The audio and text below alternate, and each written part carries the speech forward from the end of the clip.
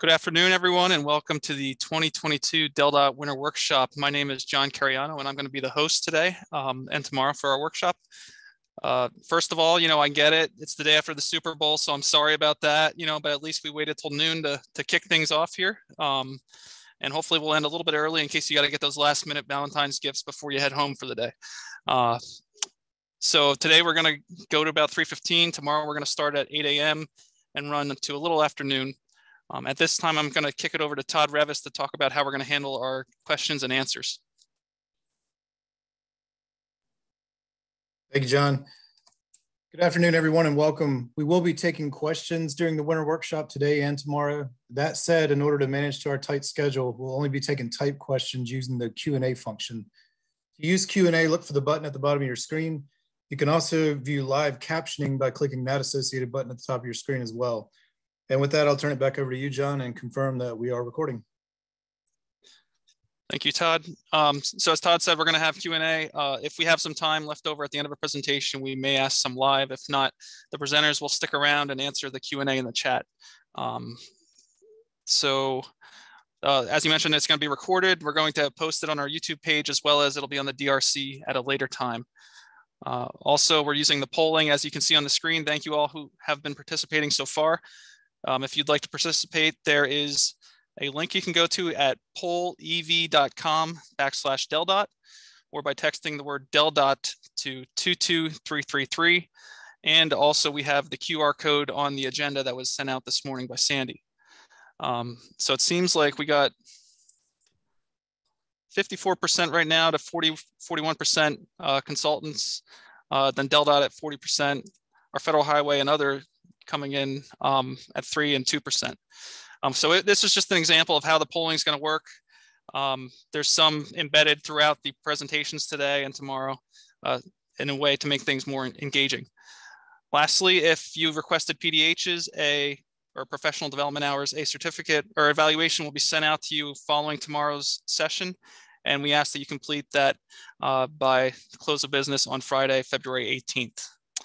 So without further ado, at this time, I'd like to introduce Secretary Majeski to issue some opening remarks. Thanks, John. Can you hear me? Yes. Am I good? All right. Well, hi, everyone. It is, you changed the screen on me. What just happened? Lost my, there we go. Hi, everyone. It is my honor to welcome you all to the 2022 Winter Workshop. I promise that next year we will be back in person, I swear. First, I do want to give a huge thank you and shout out to many of our DelDOT folks for making this possible today. First, from our tech and innovation team for bringing us this virtual platform. So a huge thank you to Todd, Omar, John, and Ron for putting this together. A huge shout out to Chris Owens for creating the fun winter workshop background that you're going to see throughout the panelist presentations, and then to our DOTS team for creating the agenda for the next 2 days. So John Cariano, Bob Kovacs, sorry, Bob, Danny, and Maureen Kelly. Thank you all so much for all the time and effort that you put into making the winter workshop worthwhile for everybody. And so we hope that you enjoy it and find it educational. And then lastly, a huge thank you to all of you. As John showed on that screen, there's a mixture of DelDOT folks, both past and present, our consultants and contractors that are all here with us today. And just a huge thank you for everything that you've done over the past 2 years. In the light of the pandemic, you really truly have kept the economy in this state going. And our DelDOT family, you are the hardest working men and women in state government. And I just could not be more grateful for you and so proud of you each and every day for the work that you do. So this is a really exciting time to be in transportation, and you're going to hear a lot more about the bipartisan infrastructure bill here from our friends at Federal Highways and from Laney. But between the bipartisan infrastructure bill that has passed in Congress and what we were already committed to spending here in the state, we are going to have the largest capital program in the history of our department, spending over $4.5 billion over the next 6 years. And what that means is capital programs that are over $600 million each year, which I remember when I first started here, we were struggling at times to get a capital program on the state side at 200 million. So the fact that we're now looking at a $600 million program, it just speaks volumes, and it's exciting. And there's just, when you think there can't be enough work zones in the state, we've got more coming your way. What you're gonna see in this capital program is really our renewed focus on resiliency and sustainability, which you're gonna hear a lot about that over the next 2 days. Our renewed effort for the electrification of our network and our fleet. Projects that are connecting communities and ensuring that there is equity in transportation. And then of course, our continued commitment towards safety. 2021 was the deadliest year that we've had on our roadways in the last 15 years. And I know we're gonna talk about the Strategic Highway Safety Plan and our efforts to improve safety along our roadways and statewide, but this is something that we need everyone's help in accomplishing over the course of the years. Over the next 2 days, you're going to hear from some great presenters about all of these efforts. As I mentioned, Jim Pappas and Stephanie Johnson, our newly created Transportation Resiliency and Sustainability Division here at DelDOT. You're going to hear about these efforts. You're going to hear about Justice 40 and the equity and transportation efforts that we have going on. You're going to hear about how we're using technology to improve the customer service experience, both internally and externally. And you're going to hear about some innovative planning efforts that we're doing, and of course, get some updates on some of the major projects that we have going on in the state. And, it wouldn't be the winter workshop without there being a manual update. I know it's a highlight for many of you. And this year, our very own Mark Lutz will be performing the road design manual update via song. So it is not to be missed. Please stay tuned. I believe last year I put out the request for the updates to be done in interpretive dance. So I'm gonna up the bar this year and ask for there to be the performance in song this year. And of course, our very own Craig Stevens will bring us home tomorrow with his rendition of the top 10 things you didn't know about North District maintenance. I think there was a collective sigh of relief from all of the DEs in maintenance when Craig joined their team, because it meant that they would no longer ever have to present at the winter workshop, that Craig would be always the de facto presenter for maintenance. And then lastly, I just want to wish you all a very happy and very happy Valentine's Day. And on this day of love, I encourage you to go out and love someone, but of course not in a way that's going to get you in trouble with HR. But really, it's just a reminder to tell those in your life how much you care about them and how much they mean to you, because life is too short. I think we've all kind of realized and experienced that over the last 2 years. And so today, I would say just go out and love someone. So with that, I love you all. And thank you so much for being here. And I hope that you enjoy the next 2 days. And I believe I am turning it back over to John, I believe. Sure. That's fine. At this time, you have to do your next introduction. Yeah. I don't know the tune. So at this time, Doug Atkin from the Federal Highway Division, Delaware Division Office is going to presenting on the federal bipartisan infrastructure bill and any other federal updates that they may have. Yeah, Doug, you're going to have to perform via a rap medley if you can. So you're going to have to rap your. I don't know if I can do this in rap. I need a little help on the presentation.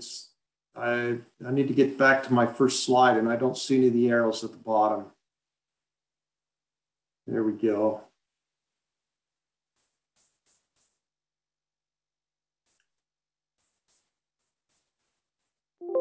There we go. I think we're on our way. So I'm Doug Atkin. On behalf of Federal Highway Administration, I want to express my appreciation for the opportunity to participate with you in DelDOT's Winter Workshop. I'm the Federal Highway Division Administrator for Delaware, and I will be giving an update on what to expect from FHWA in 2022. As was already mentioned, the big news, of course, is the passage of the Infrastructure Investment and Jobs Act, or as we like to refer to it, the bill, the Bipartisan Infrastructure Law. As you know, the bill is about more than just highways, but that will be my focus today. I'm going to give a brief overview of the bill, and then Lainey will give more details in her presentation. You've heard it from Nicole, but the bill emphasizes safety, climate, resilience, bridges, equity, and then a significant investment in infrastructure and freight. You'll be hearing a lot about safety, climate, equity, and resilience as we implement the Bipartisan Infrastructure Law. So the highway portion of the bill includes 8 apportioned formula programs with contract authority, including 2 new programs that are funded through the Highway Trust Fund. Funding for these programs is distributed to states based on formula rather than by competitive grant. It includes the legacy programs, the National Highway Performance Program, the Surface Transportation Block Grant, the HSIP or Highway Safety Improvement Program, CMAQ, Congestion Mitigation, Air Quality, Metropolitan Planning, and the National Highway Freight Programs.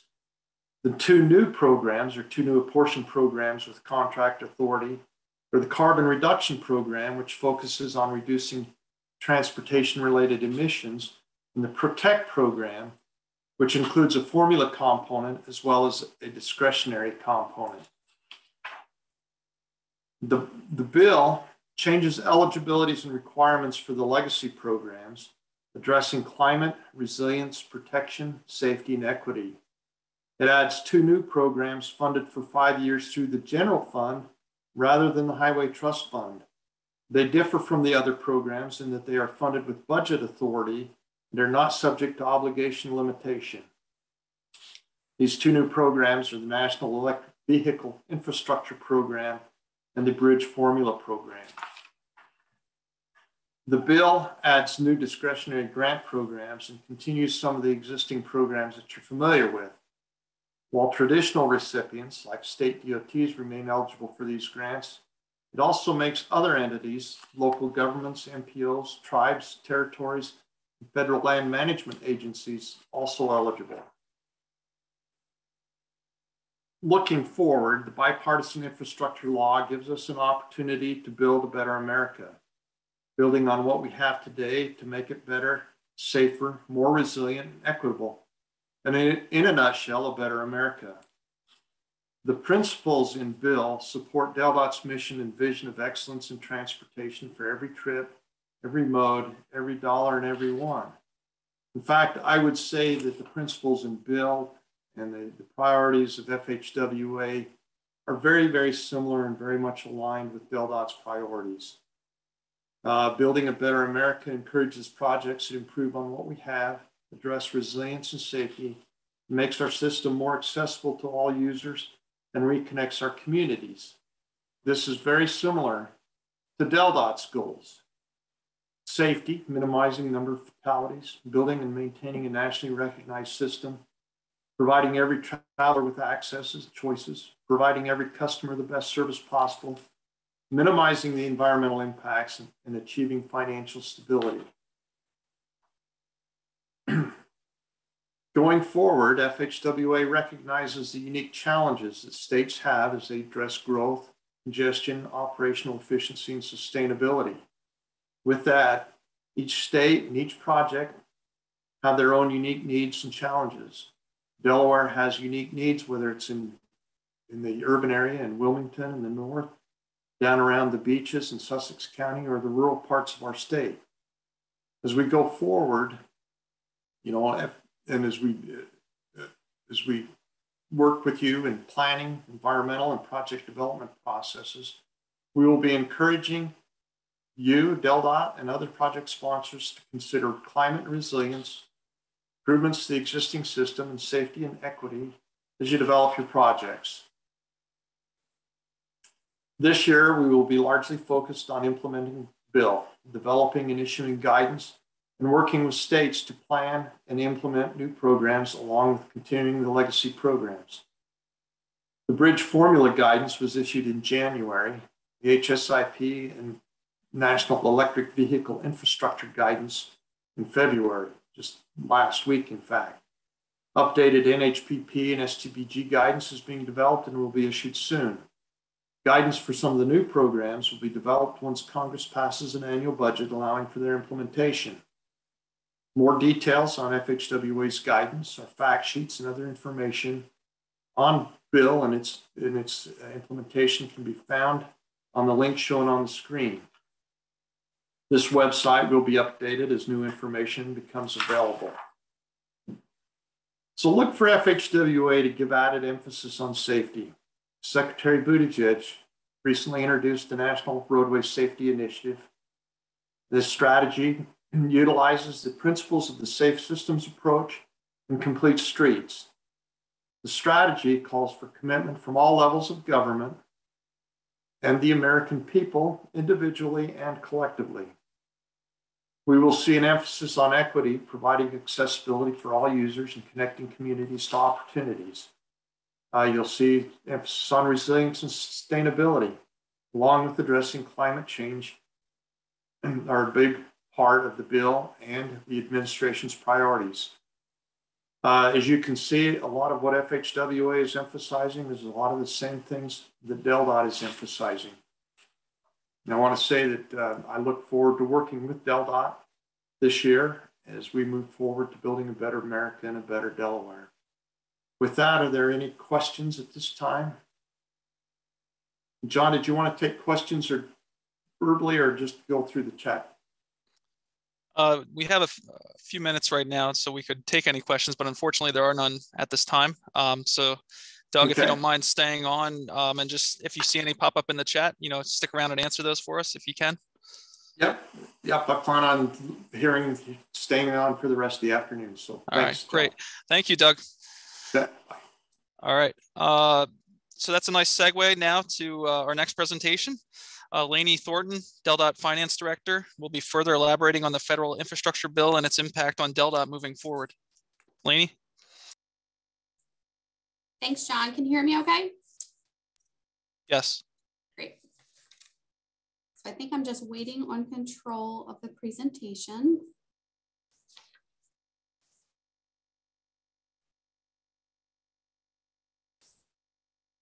Yep. Okay, got it. Thanks. So good afternoon, everyone. I'm Lainey Thornton. I'm the Director of Finance.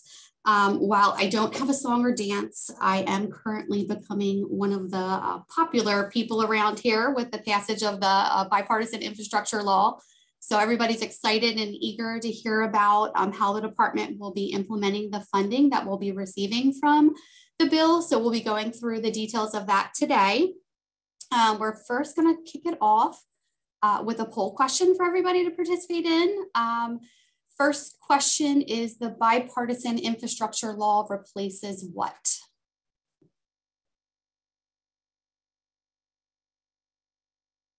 Give you a couple minutes to answer.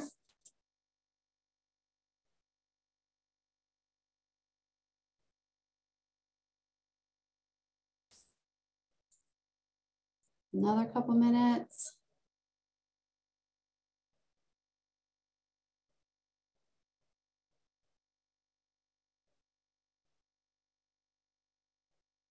Okay.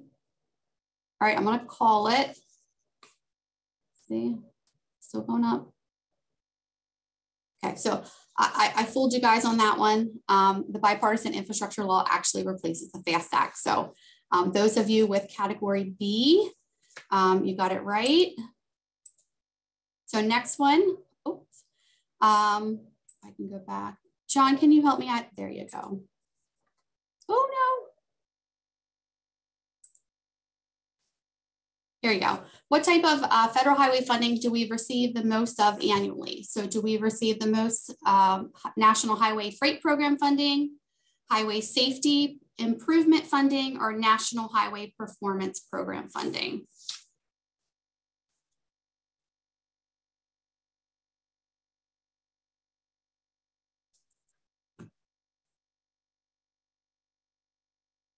Give you guys a couple minutes.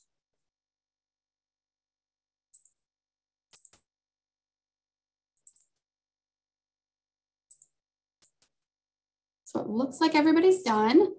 So we actually received the most of National Highway Performance Program funding. So with the Bipartisan Infrastructure Law, we'll actually be receiving over $100 million annually of our federal highway apportionment in that category of funding.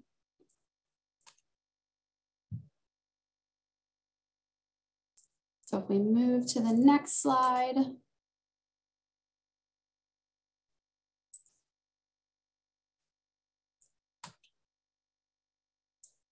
Okay, what is the project end date? The date when I need to call finance and tell them I have more bills, the date when I need to ask for more money because I am over my budget, or the date when all work needs to be completed and all invoices need to be paid.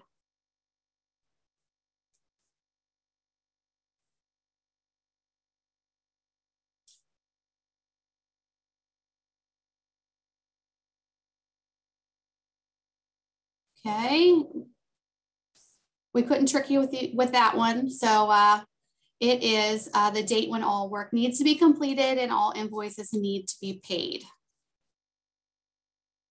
Okay, first slide, just wanted to share with you the mission of our finance division for those of you that may not be familiar with it. Our job is to enable each of you and the department to fulfill its mission and excellence in transportation by ensuring financial stability, accuracy, transparency, and accountability. Next slide, we'll be starting to cover the Bipartisan Infrastructure Law. So this is our new 5-year transportation legislation. As Doug went through a high-level overview and provided information on, this is truly a once in a generational investment in infrastructure. $1 trillion being invested on infrastructure and over $500 million for transportation. The bill includes the largest federal investment in public transit and the largest dedicated bridge investment since the construction of the interstate system. The bill is reauthorizing of surface transportation programs with many new programs that include resilience, climate, bridges, EV, all of which we'll go over in detail in the slides that are coming next. And then to somewhat simplify things, over the next 5 years, if we looked at what the FAST Act provided us, we would have received $1.1 billion. With this new bipartisan infrastructure law, we are projecting that we will receive $1.6 billion. So that's a $500 million increase over the next 5 years from what we were seeing in our funding levels through the FAST Act. The bill has a strong focus on safety, bridges, climate change, resilience, and project delivery. It also includes increased opportunity for competitive grant programs. One thing to note, while the legislation did not solve the solvency of the Highway Trust Fund, it did transfer money from the general fund to the Highway Trust Fund to keep the highway account solvent for years. So where are we at with the Bipartisan Infrastructure Law? It was signed into law on November 15th. In January, Federal Highway began releasing 22 apportionment funds to states. They also began issuing guidance on how funding may be used. We've received guidance for the new bridge program as well as HSIP funding. One key thing to note is while we do have the transportation legislation, the federal spending bill has not been passed. So we're still operating from a continuing resolution. So this means that we're limited to the amount of funding that we can obligate and spend in federal fiscal year 22 until a spending bill is passed. And we're not able to access funding for the new programs established in the bill until that spending bill is passed. Let's go over first the competitive or discretionary grant program. So there's over $100 billion in competitive grant opportunities for roads, transit, rail, airports, ports, and other modes to be awarded by US DOT. Discretionary opportunities for us would include bridge investment, EV charging infrastructure, rural projects, resilience, wildlife crossings, reconnecting communities, RAISE, and infra. Discretionary awards are always in addition to our formula apportioned dollars. The first opportunity for a discretionary grant program was announced in January, which was for the RAISE program, and applications will be due in April for that. Next, I wanted to break down the estimated $500 million increase over the next 5 years. So $480 million of the increase will come through federal highway for highways and special programs. This represents a 34% year-over-year increase to our current funding levels. We'll also receive $56.5 million through FTA for public transportation, which is a 25% increase year-over-year of what we're currently receiving. This slide demonstrates our current funding levels, which are shown in blue for federal highway, otherwise called our base apportionment, and then adds in the new apportioned programs and special programs, which illustrate our year-over-year increase to our federal highway funding. We'll go through roughly $185 a year to $290 million a year for federal highway. So we're going from about 185 to 290. So quite a big jump in funding that we'll be seeing for the highway side of things. The next few slides, I'll be detailing the new programs that were established through the Bipartisan Infrastructure Law. The first is mitigating climate change. So DelDOT will be receiving $17.7 million in funding over the next 5 years for electric vehicle charging infrastructure. We'll also be receiving $27.1 million in carbon reduction funding, which is aimed at reducing transportation emissions or carbon reduction strategies. The next type of new funding is resilience. So this includes $48.5 in PROTECT funding. PROTECT stands for Promoting Resilient Operations for Transformative, Efficient, and Cost-Saving Transportation Program. The purpose of the funding is for planning and implementing resilience improvements, community resilience, and evacuation routes, and at-risk coastal infrastructure. Now on to the new bridge formula investment funding. DelDOT will receive $45 million annually for this program, $225 million over the next 5 years. This funding is to be used to replace, rehabilitate, preserve, protect, and construct bridges on public roads. 15% of the funding will be set aside for off-system, non-federal aid highway bridge projects. Now that we've covered the new programs, which account for $320 million of the $480 million increase, let's see how the other $160 million will be given to us. So we'll be seeing a 16% increase to our national highway funding, which is $18 million annually. 14% increase to surface transportation block grant program, which is around $7 million annually. 24% increase to highway safety improvement program, or $2.5 million a year. A 2% increase for CMAQ funding, which is around $300,000 a year. And then our MPO partners will see about a 23% increase to their annual apportionment, or $450,000 a year. I also thought it would be helpful to go through some of the changes included in the Bipartisan Infrastructure Law. And these are changes from what you're accustomed to seeing with the FAST Act. So for the National Highway Performance Program, eligible projects were added. So undergrounding public utility infrastructure carried out in conjunction with an otherwise eligible projects. There's resiliency improvements on the NHS that are now included, protection of NHS cyber security threats, as well as protective features were added as eligible projects. For surface transportation block grant program, there were additional projects added under their eligibility. So we have eligibility for EV charging infrastructure, protective features to enhance resilience and wildlife crossings. The off-system bridge set-aside amount was also increased. and there was eligibility added for replacing a low water crossing with a bridge. There's also new sub-allocation groups that further break down the funding we receive by population under STVG. And then for our highway safety improvement program, there was also eligibility added so that we can use 10% or less of our funding for non-infrastructure related safety projects, which include things like education, research, enforcement, and emergency services. Under the bill, there's also a requirement to complete a vulnerable road user assessment, and there's a new special rule that's been added that's based on total annual crash fatalities.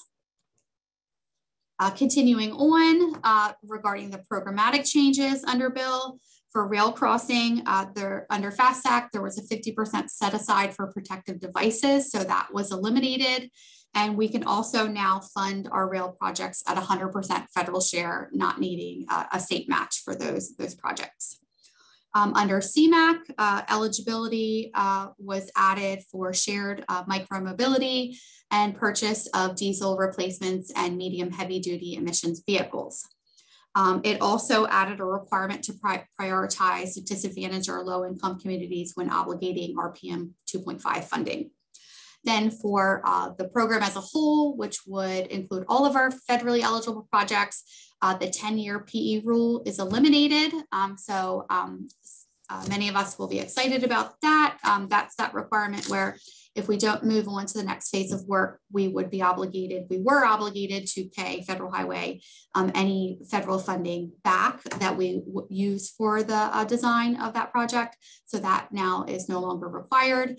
And they did update and include new Buy America requirements that will be applicable to all projects receiving federal assistance. So we'll have to work through those requirements as we're developing our contracts.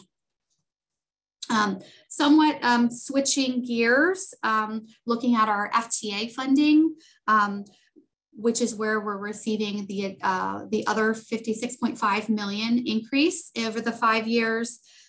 You'll see the base apportionment in blue again, and then the increased apportionment over the next 5 years, which we will see in our formula apportionments each year. Year over year, it's around a $10 million increase for the FTA program. Looking at FTA under the Bipartisan Infrastructure Law and the funding we receive, the FTA has priorities that they're looking at to implement under the bill, which include safety, modernization, climate, and equity. This slide I wanted to include to give you a breakdown of our proposed fiscal year 23 budget that was just presented. In total, we're projecting to spend over $1 billion a year. 40% is for our operating budget. So you can see the breakout of that. So $88 million for our debt service payment, around $189 million for DelDOT operating, and $133 to DTC for their operations. The remaining 60% will be spent on our capital program. So Secretary Majeski mentioned a $600 million capital program. So you could see the breakout of that with $285 million being spent in state dollars and $325 million with federal funding. So I've given you a lot of information about the new programs and the increases, but I think the big question is how will we be implementing this and where will we be using the new funding? The funding for EV charging and Protect are both dedicated and new programs. And so what we've done is we will be including both of those funding categories in a new program that's being created in our CTP, which is resiliency and sustainability. And it will be managed by the new division of resiliency and sustainability. Then the carbon reduction funding is also a new program through the bill, as I mentioned.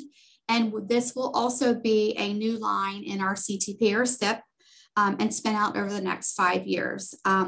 It needs to be spent on projects that are proven to reduce transportation emissions. The department will also be required to complete a carbon reduction strategy, which ultimately will send to USDOT for approval. The new bridge formula funding will be used to support our bridge program and increasing our annual investment in our state's bridge inventory. Lastly, the remaining funds of $160 million will be used to increase some of our highway safety improvement programs and various project estimate increases that we've seen. We'll also be using the funding to advance existing projects in the 23 to 28 SIP, allowing the department to deliver the projects faster than we had originally planned. Some of the projects that have been proposed for advancement are SR1 Tybouts Corner, SR1 widening, Kenton Road, and US 113 at 16 GSI. Last slide. Your friends in finance asked that I include a few reminders for everyone regarding our federal highway requirements. First, for those of you that manage programs with group projects in our SIP or CTP, we're required to submit annually a report to Federal Highway that prioritizes, prior to August 1st, that provides a listing of projects for the current program year that are planned to obligate. So just a reminder to everyone that may be managing those programs of the dates and the requirements for that. Project end dates. This has been a big topic of conversation the past couple of years. So we just wanted to remind everyone that the project end date is the last day that the department is eligible to incur a cost on a project. So all expenditures must be paid and claimed with Federal Highway within 120 days of that date. So please keep that in mind when you're selecting your project end dates and submitting them to the Finance Division. As we reach out to you, that an end date is approaching, we'll work with you to request extensions as needed in order to ensure that the department is eligible to claim any remaining expenditures on your projects. Then lastly, inactive projects. So a project is considered inactive if the project has not had expenditures for 9 months. Our team has been reaching out to you if a project has not had any expenditures for 6 months because we're required to provide justification. So to our partners at Federal Highway, so it's important that we are looking at this, managing our projects. One of the requirements is that we're demonstrating sound funds management, and that is ensuring timely expenditures of the funds that we're obligating. So, we appreciate everyone's partnership in this and just wanted to give you information that we thought would be helpful to everyone. So that was my last slide. It was a lot of information. I'm happy to answer any questions that you may have. So let me see what is there. John, are you going to be? If you could just answer that question by chatting, typing the answer. If anybody else has other questions, feel free to submit them through the Q&A feature. Okay. I think we're going to move on to Christine, if that's all right. Sure, that's great. I will go ahead and answer it. Thank you. Right. Thank you, Lainey. All right, thank you. Have a good day. You too. So the next topic is also tied to our department's finances. Christine Levely, DelDOT External Audit Supervisor, will be sharing with us some online invoicing processes coming to a task near you. So Christine, you have the floor.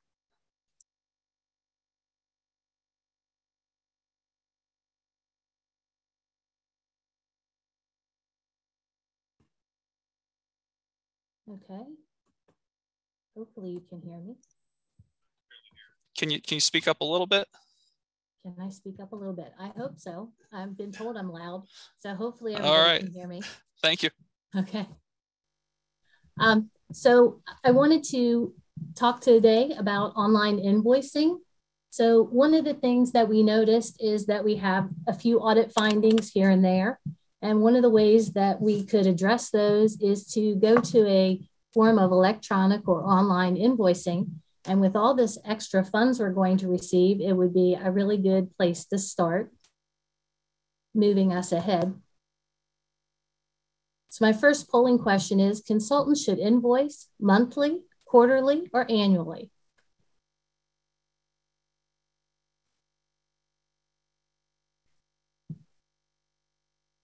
I love it when everybody knows the answer. Yes, they should bill us monthly. We do have some programs that are quarterly, but monthly is the overall.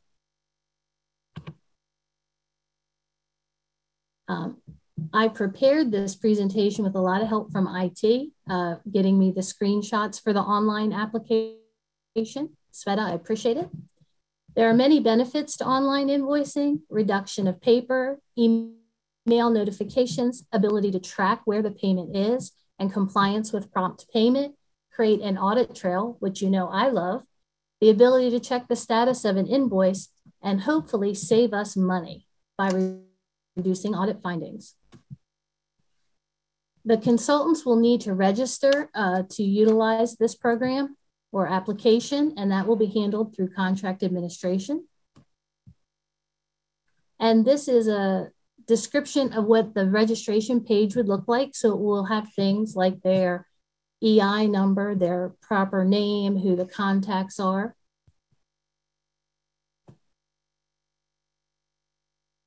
And they'll be able to go in and check the status once they apply, whether it's pending or they've been approved as a user. And they'll be able to see their details. And we're going to say that they've received a notice to proceed. They've received a copy of the dispatched purchase order. I found that this is a hit and miss, but we really should be making sure that they're aware of the purchase order they would like to bill against. And this makes them accountable. So when the project manager goes to approve the invoice, they can feel comfortable that they're being billed for the correct work and service. The consultant is going to provide the services, and they're going to prepare us that monthly invoice. And they're going to go into this standard invoice page. So it will look just like our standard invoice. The date of submission will be automatically generated. They will have to pick the project manager they want to send this invoice to and fill in the information, which is their job project number, their tracking number, their invoice number, what agreement they want to bill against, what purchase order. They're going to have the labor information. And I will go ahead and point out overhead or indirect cost rate, as it's properly called, will be to 2 decimal places, and that will be fixed. The fixed fee upset limit will be fixed. The upset limit for the task will be fixed. And the system will do the math because we have these silly pennies that are rounding everywhere. I think because people have an aversion to absolute value, but that should help a lot of our little problems. And then there's a place for sub-consultants, and they can add or subtract if they have additional sub-consultants. The second page is just like the current second page. It will tell you the upset amount, how much was billed, how much has been billed, and how much is still available. It will go on to have them tell you if this is the final invoice, if they're on schedule, if they're within budget, and if they anticipate a supplemental. This and the next slide are your other pages that you may or may not use, whichever works for the particular task. Upon completion, they'll get a notice that tells them it has been submitted and accepted. And then it's the project manager's turn. So the project manager will be notified by email that there's an invoice pending review. They will review that invoice, review the support documentation, complete their consultant agreement payment approval form, and then they will either hopefully approve the invoice because everything's perfect, or they might have to say, I'm going to reject the invoice because something is missing or it has incorrect information. The project manager checklist that you have to pull that piece of paper out or pull that form up and fill out will be all a part of this process, so there won't be an additional form. And you'll still check off and approve the same things, that you've looked at it, you feel comfortable, this is the work you have requested. And then you can approve the invoice. It will then show you the information that you just reviewed, and you will have the option to approve or reject. Approve, it will go through. If you need to reject, you will be required to enter information in the comment box about why it's being rejected, because it will then go back to the consultant for them to correct. A new thing that we're asking of the consultant, as you saw, was, is this the final? And this is the project manager's turn to say, yes, we agree it is the final invoice for the task, or it's not. And the nice thing about this feature is once you say yes, automatically DelDOT audit mailbox is going to get a copy of that says, hey, this is done. And we can hopefully move that forward to our audit plan and get the review done to make us more compliant with that project closeout. And it's going to alleviate the need for you to do that nice little form that you tend to send me when you tell me it's the final invoice. Once the project manager is finished, it's going to go to their section head, who is going to have the opportunity to review the work and approve or reject. It will then go to the field accountant, again, approve or reject. If it should get rejected at any phase, it will go back to the next level. So if the field accountant rejects, it goes back to section head to reject, to the project manager to reject, back to the consultant to correct. The rejected invoice will require a new invoice submission. And we are going to keep the rejected invoices as a way to track the submission. So they can't say, you haven't paid. Yes, we did pay. We didn't, you're right, we did not pay you, but we rejected the invoice. Oops, did not mean to do that. So you can see that it's going to be important. Contract admin is going to manage these administrative lists of project managers, section head lists, and financial people. So it's going to be very important to keep them in the loop, because I've noticed that a lot of my project managers like to gain vital experience and move from section and division and then back again sometimes. So this way we'll know who's reporting to who and who their financial contacts are. And the other nice thing is that if somebody does get moved and no one gets notified and no action is taken on that invoice within 7 to 10 days, an email will go to the section head and then to the finance person, so that we should not have an invoice that gets lost on a desk or gets sent to someone who's no longer with the department. So that'll take us a far way in keeping compliant with our 30 days and not losing invoicing. But it's going to be extremely important to keep contract administration apprised of these changes. These are some samples of the list that contract's keeping. And so we know that the project managers tend to have questions. Did I approve that invoice? Is it on my desk? Did I send it off? Has my section head looked at it? Is finance cutting a check? Are they sending a direct deposit to that consultant? So the nice thing now is that they'll be able to log on as their username, and they'll be able to see the invoices that have been submitted to them for which agreements, task numbers, and what the status is, if it's been approved, rejected, or it's pending payment, which I think will help a lot of people, especially in this virtual climate. So what are our next steps? Well, we're getting ready to enter our pilot phase, and we're looking to have AECOM register and submit invoices, and then look at some of our other larger consultants like Century, Whitman, RK&K. And we're going to start with our typical direct labor, indirect cost, fixed fee, expenses, subs, and then move into our loaded rate. So specifically construction inspection type invoicing. So it'll just require a small tweak of that invoice. At this time, contract administration will be compiling these listings, and then we will do training for all users. And ultimately, the thing that I'm so happy about is we're going to have a reduction of audit findings. My last polling question: which of the following would be a valid reason to reject an invoice? A, lack of support documentation. B, incorrect indirect cost rate. C, incorrect fixed fee amount. D, lack of subconsultant invoice, or E, all of the above.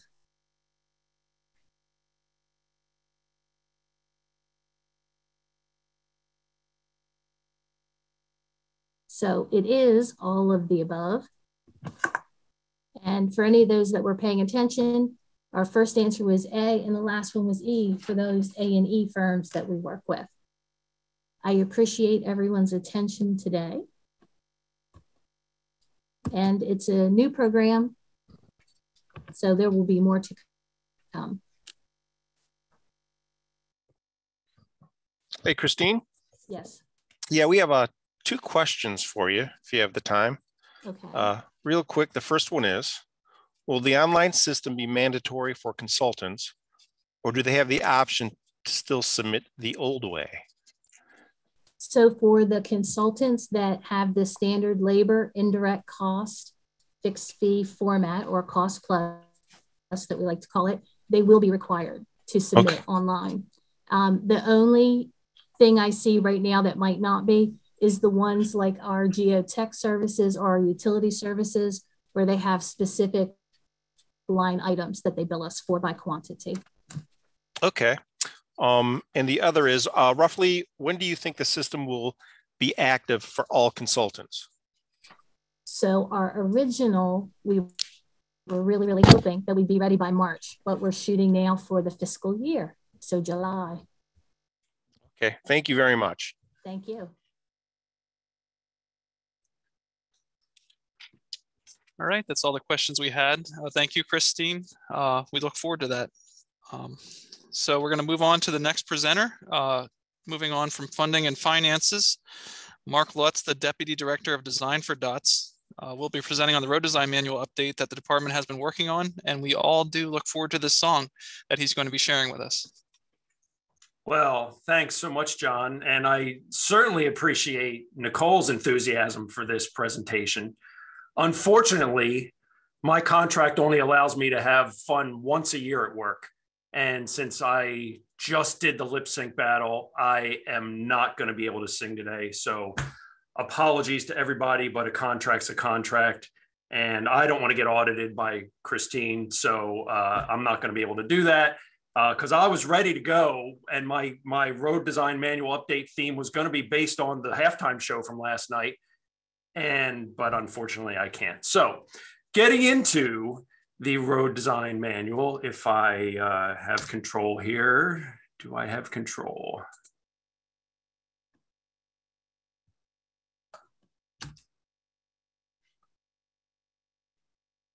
All right, so here we go, poll questions. Which or what national manual and guide do you use most frequently?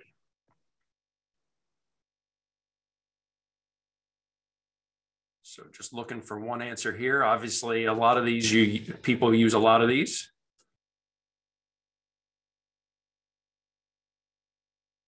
And John or Bob, did I click too many times? Did I skip the first question, or is this the order that I had them in?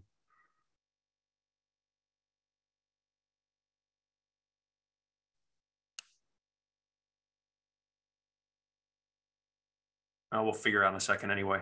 All right, so Green Book number 1, MUTCD number 2, and then various others from there. Great.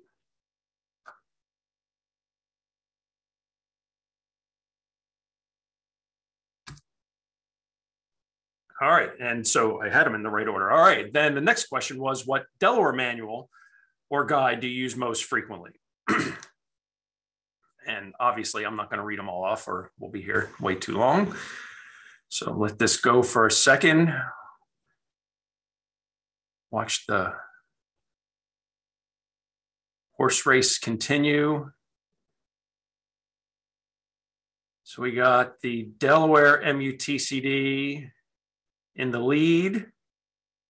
Doesn't look like anybody's going to catch it. Standard specs eking it out over the road design manual. And then several others from there.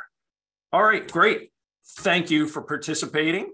And now moving on, and I'm sure you'll see this several times throughout the presentation, but it just reminding everybody of our mission statement of every trip, every mode, every dollar, every one, which really ties in nicely with all of the things that both Doug and Lainey and of course Nicole were talking about earlier. So today I'm going to have a short agenda. So just talk a little bit about the philosophy of where we're going with the road design manual, then Delaware specific information, and then let you know where we are with the status. So we are looking for a very short, concise road design manual. This is a break from how we have done the road design manual in the past. This is really, in essence, we're adopting the AASHTO Green Book and giving a little bit of information on some of the key things that we do a little bit differently or more specifically in Delaware, and that's it. Really, for somebody doing road design, your primary reference is going to be the Green Book. So that is for federal projects, that is adopted in federal regulation. It's in practice, we've been doing this forever. Whichever version of the Green Book has been most current, we almost automatically just switch to that version.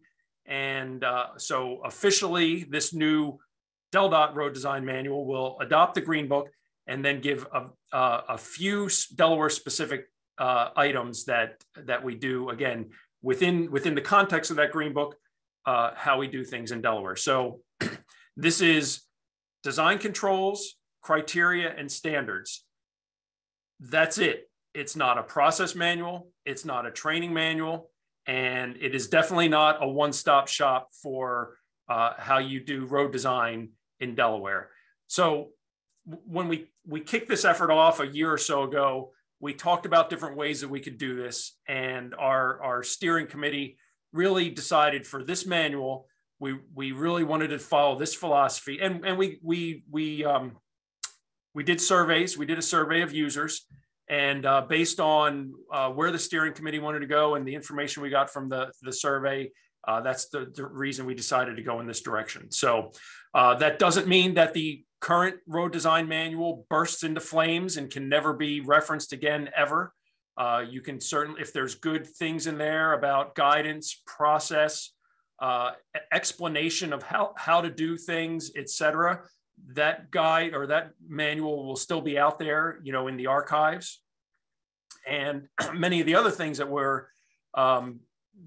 looking at here of kind of pulling out of the old road design manual, we're going to work towards updating various guidance and training that'll be separate from the road design manual, but still be out there.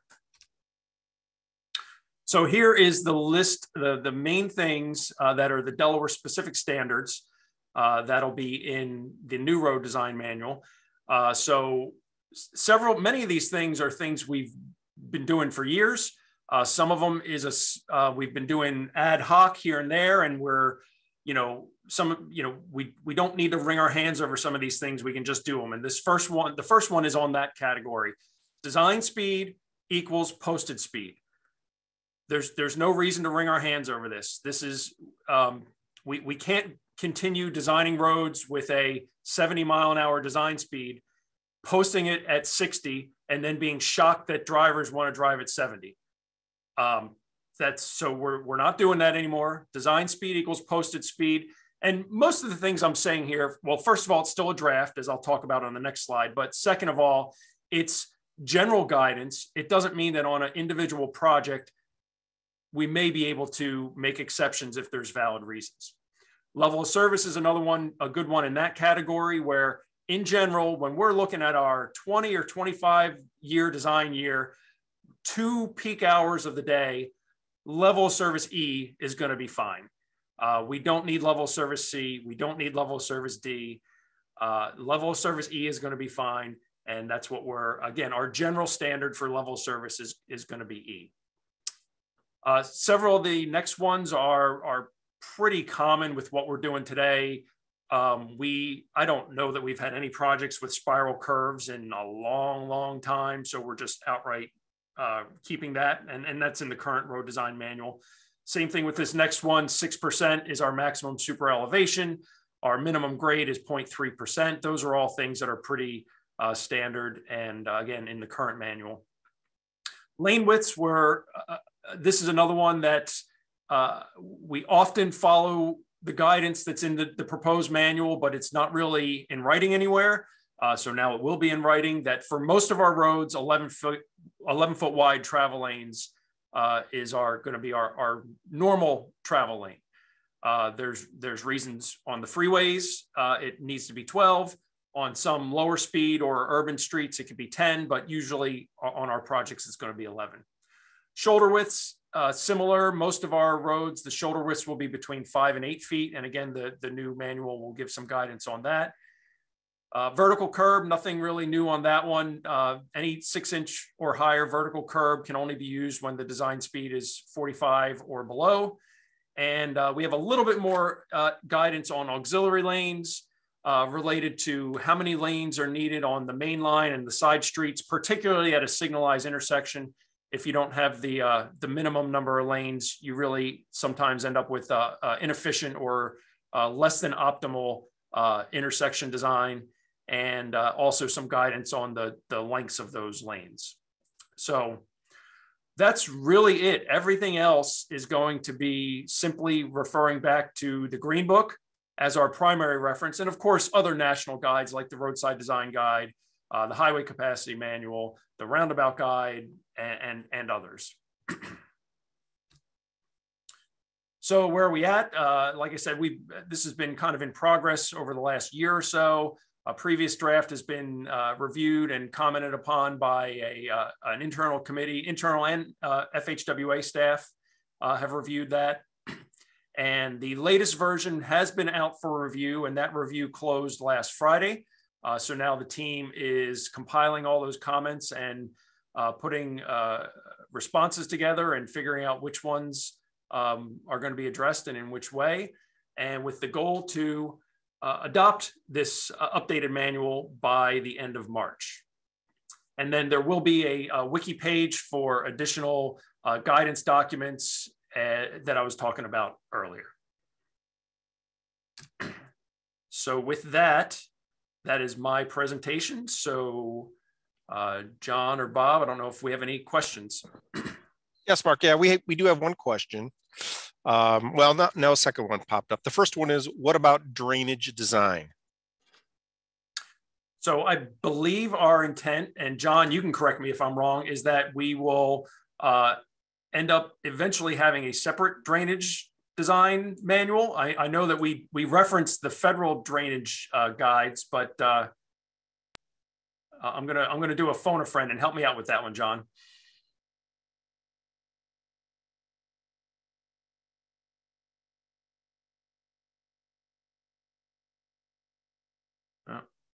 I don't know.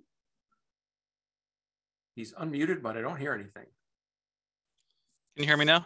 There we go. Yes. So sorry, but I must have bumped the button on my microphone. Yes, we are evaluating the current Chapter 6 of the Road Design Manual to see if it can be its own highway drainage manual, like a standalone document. But we've just started that process to evaluate it. Do you want me to go to the other questions, Bob? Or?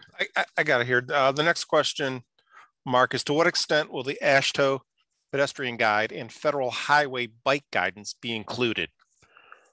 We have a list of various other national guides. I just rattled through a few of them, but sure, the various PED and bicycle guides, whether by AASHTO or FHWA, will be referenced in a reference section in the Chapter 1 of the new Road Design Manual.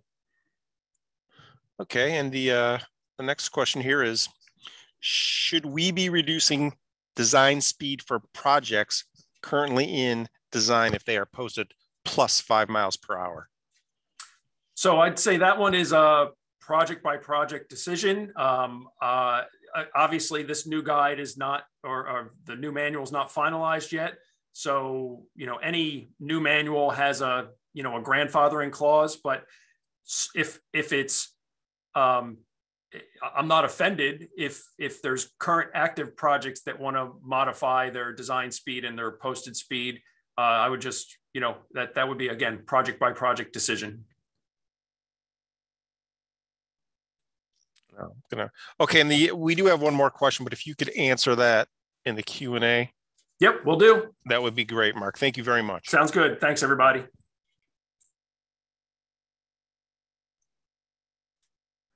All right, thank you, Mark. Let me just get back to my screen here. So we've talked a little bit about funding already to construct the transportation improvement project, as well as the manual of design criteria to ensure consistent design for their traveling public. At this time, Maureen Kelly, our Chief of Engineering and Administrative Support, will discuss how we monitor and maintain our various facilities by discussing the department's asset management initiatives. All right, Maureen, you have the floor. Thanks, John. Today, I have the pleasure of talking to you all about DelDOT's asset management program. And we have, oops, why isn't it not? All right. Sorry, John, it's not. Oh, there it is. Got it. Thank you. All right. So these are the 4 topics that we're going to be talking about today. And I don't know why it's so slow for me.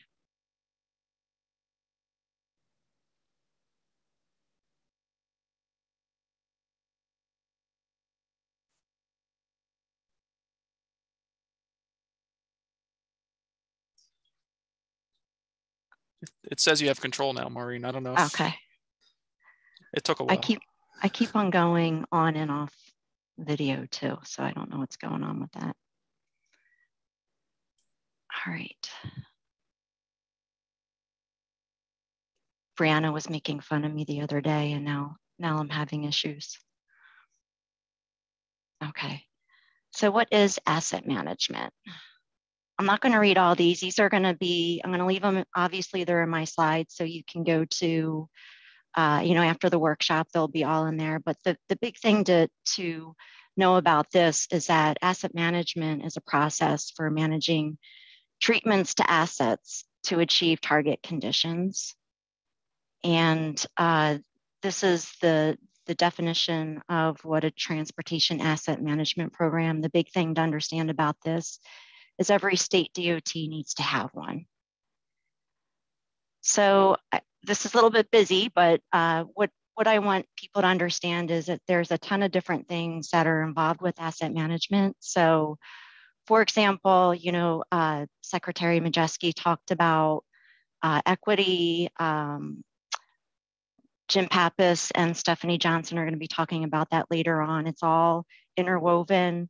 We're talking about investment plans, what Leanie went over with receiving all that money that from the bill, and just knowing that there's state of good repair. We're looking at life cycles. We're looking at federal targets, state targets, and pretty much, there's many different sections under DelDOT that have assets that we're helping to maybe define a program for.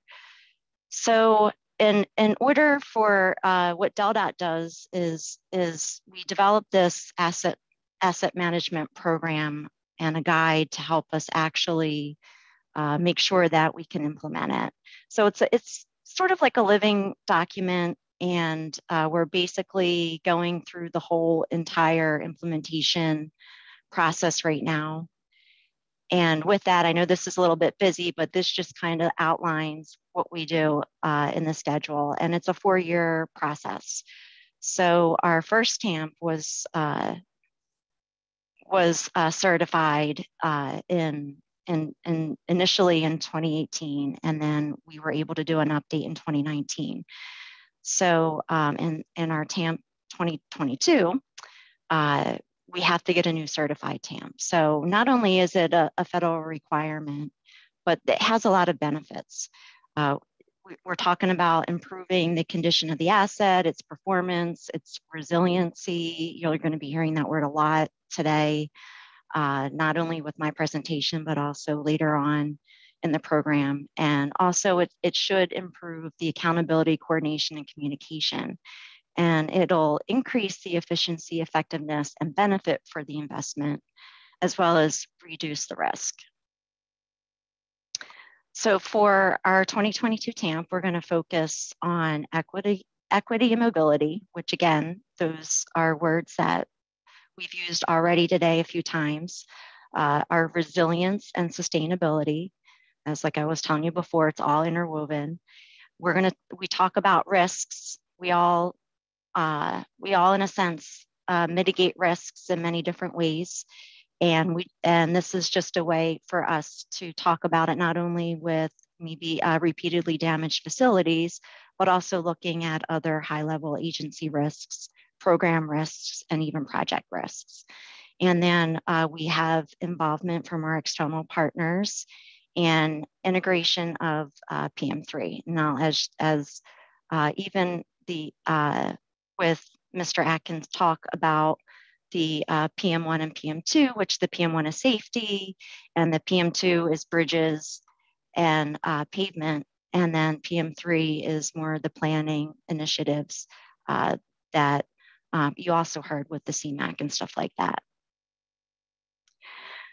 So our TAMP is just really centered around NHS pavements and bridges. DelDOT actually talks about all of our state-owned bridges and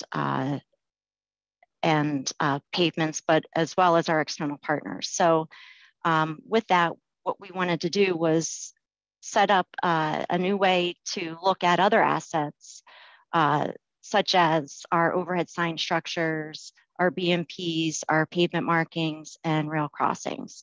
So these are kind of like a two-page look at an annual look at some of the assets. So when you look at this one that we prepared for bridges, it's going to look at the state of good repair. It's going to look at your targets and measures. It's going to give you an inventory and condition rating and look at the age distribution. And as well, it's going to look at some of its financial ramifications on whether or not we're meeting the targets with the current funded rate. And then in the bottom corner here, it's going to look at potential risks. So this is just a blow up, just to give you an idea of what's on one of those charts. And as you can see, it's looking at a 10-year period of how we're going to make our target for our percentage good and our poor target of less than 5%, and how we're going to make that with the way that we are funded. So another point to mention is that with those sheets, it's going to be able to look at different ways where we're funded in maybe one way where we can still make the targets, and maybe we can move the funding to another asset that may or may not be able to actually make their target. So now we're going to talk about who's involved. So we have this whole big list of stakeholders with responsibility, whether it's an asset steward, like for our bridge and pavement groups, whether it's external partners, our agency leadership. We have a steering committee that's made up of many different subsections from DelDOT, as well as we have a University of Delaware committee person on it as well. And of course, with our federal partner, FHWA. So some additional stakeholders are our contractors, our taxpayers, and all these people have, they basically have a part in also making sure our projects are actually viable and resilient and sustainable. So again, these are our SOGR summary development sheets that we have going on. We already have some that are complete. Those are the ones that I had flashed up on the screen previously. So we have in our structures category, we have our bridges and our overhead sign structures and high mast lighting. And pavements, we talk about our NHS pavements, our non-interstate NHS pavements, and our non-NHS pavements. And then we even did one for our railroad crossings. And we're working on our hydraulic infrastructure ones. Those are actually in progress, as well as some of our traffic assets. And we're also working on green assets. This is by far not the full list. We are actually developing a master asset list and looking at different ways that we can showcase what these asset stewards manage and show how they're all integrated with one another and show the good things that they're doing and how we can continue to make sure that they're viable and that they get the appropriate level of funding to manage their targets. The other thing that we're doing is we're creating a web page for asset management, because one of the requirements is that we have to make available to the public DelDOT's transportation asset management plan. So one of the ways that we're going to do this is we've created a web page. It's still in testing, beta testing, but we're going to go ahead and do that and add all those state of good repair summary sheets. They are going to be updated annually, so it's information that it's definitely going to be moving through, and so you can see in real time what's going on with an asset. And then here are just some other parts of the web page that we're going to do to be able to show the information in a different way and highlight the risks. And then the last topic that I'm going to talk about are some important dates that we are required to do. And again, I know that this is a little busy, but the four main things that we're going to talk about today are the MBI and the HPMS, the performance period. That's with your performance measures for your PM1, PM2, PM3. You have to do that every 2 years. The consistency determination letter, which is an annual letter that has to be submitted to FHWA. And every 4 years, we have to have a certified TAM. So these are the main reporting data that we have to do for our NHS pavement and bridge sections. And then the required reporting for our consistency determination is due by June 30th every year. And then we have full and baseline performance period reporting. Like I said, that's every 2 years. And so this year, not only do we have our TAMP that's due by the end of the calendar year, but we also have to report a few months earlier on our full performance period. And then November 20th of every other year, we do have to talk about our risk and our risk registers for the repeatedly damaged facilities list. And then also talk about some agency and program risks. So with that, we are hosting with the Division of Transportation Resiliency and Sustainability, a risk workshop in early April. And then if you remember that all those crazy dates that I had on that one slide, we have a quarterly steering committee meeting, and our next one is in April, where we're going to go over the results from the risk workshop, where we're going to start looking at the consistency determination letter and what we're submitting. And also between the April steering committee date and finalizing our TAMP for review, we have our senior agency meeting where we'll go over all of our where we're going to look at our baseline funding, what would happen if we had 10% more or if we had 10% less. And that kind of falls in with Lainey's presentation, where we just got all this additional funding, and we're going to have to somehow deliver that project, or the project delivery part of it.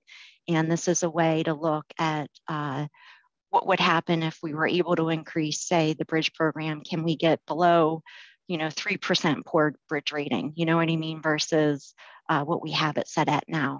And it's also a way for us to also look at our targets and see if we need to make any changes to the targets for our bridges and our pavements. So I know this isn't exactly the most exciting information, but here's my question. DelDOT's federally required transportation asset management plan includes only NHS pavements and bridges.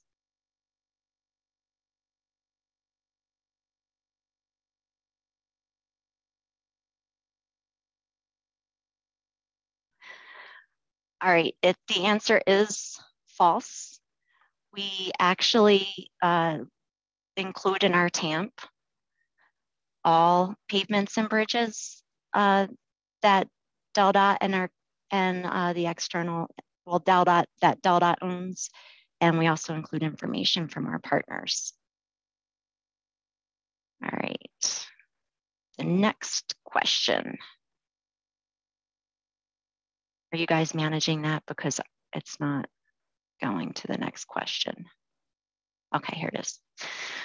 Okay, so what do you think the most important factor is in prioritizing an asset?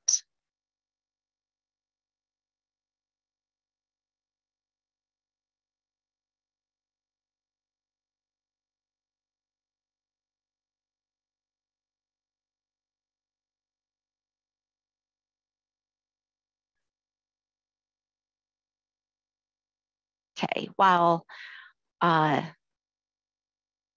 probably all of our traffic safety section and all the consultants dealing with them is picking our number or letter A. Our finance people are probably picking, letter B. Maybe planning's picking C. And maybe also finance wants to pick D.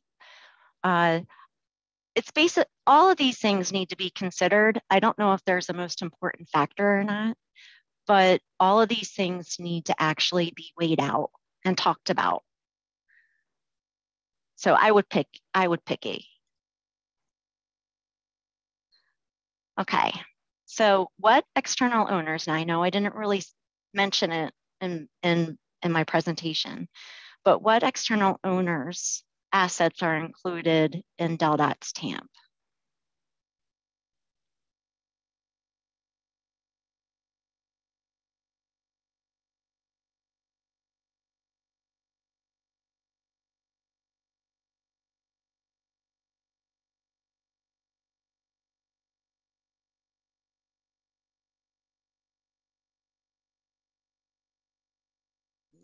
I don't know if I want to stop this one. This is getting good.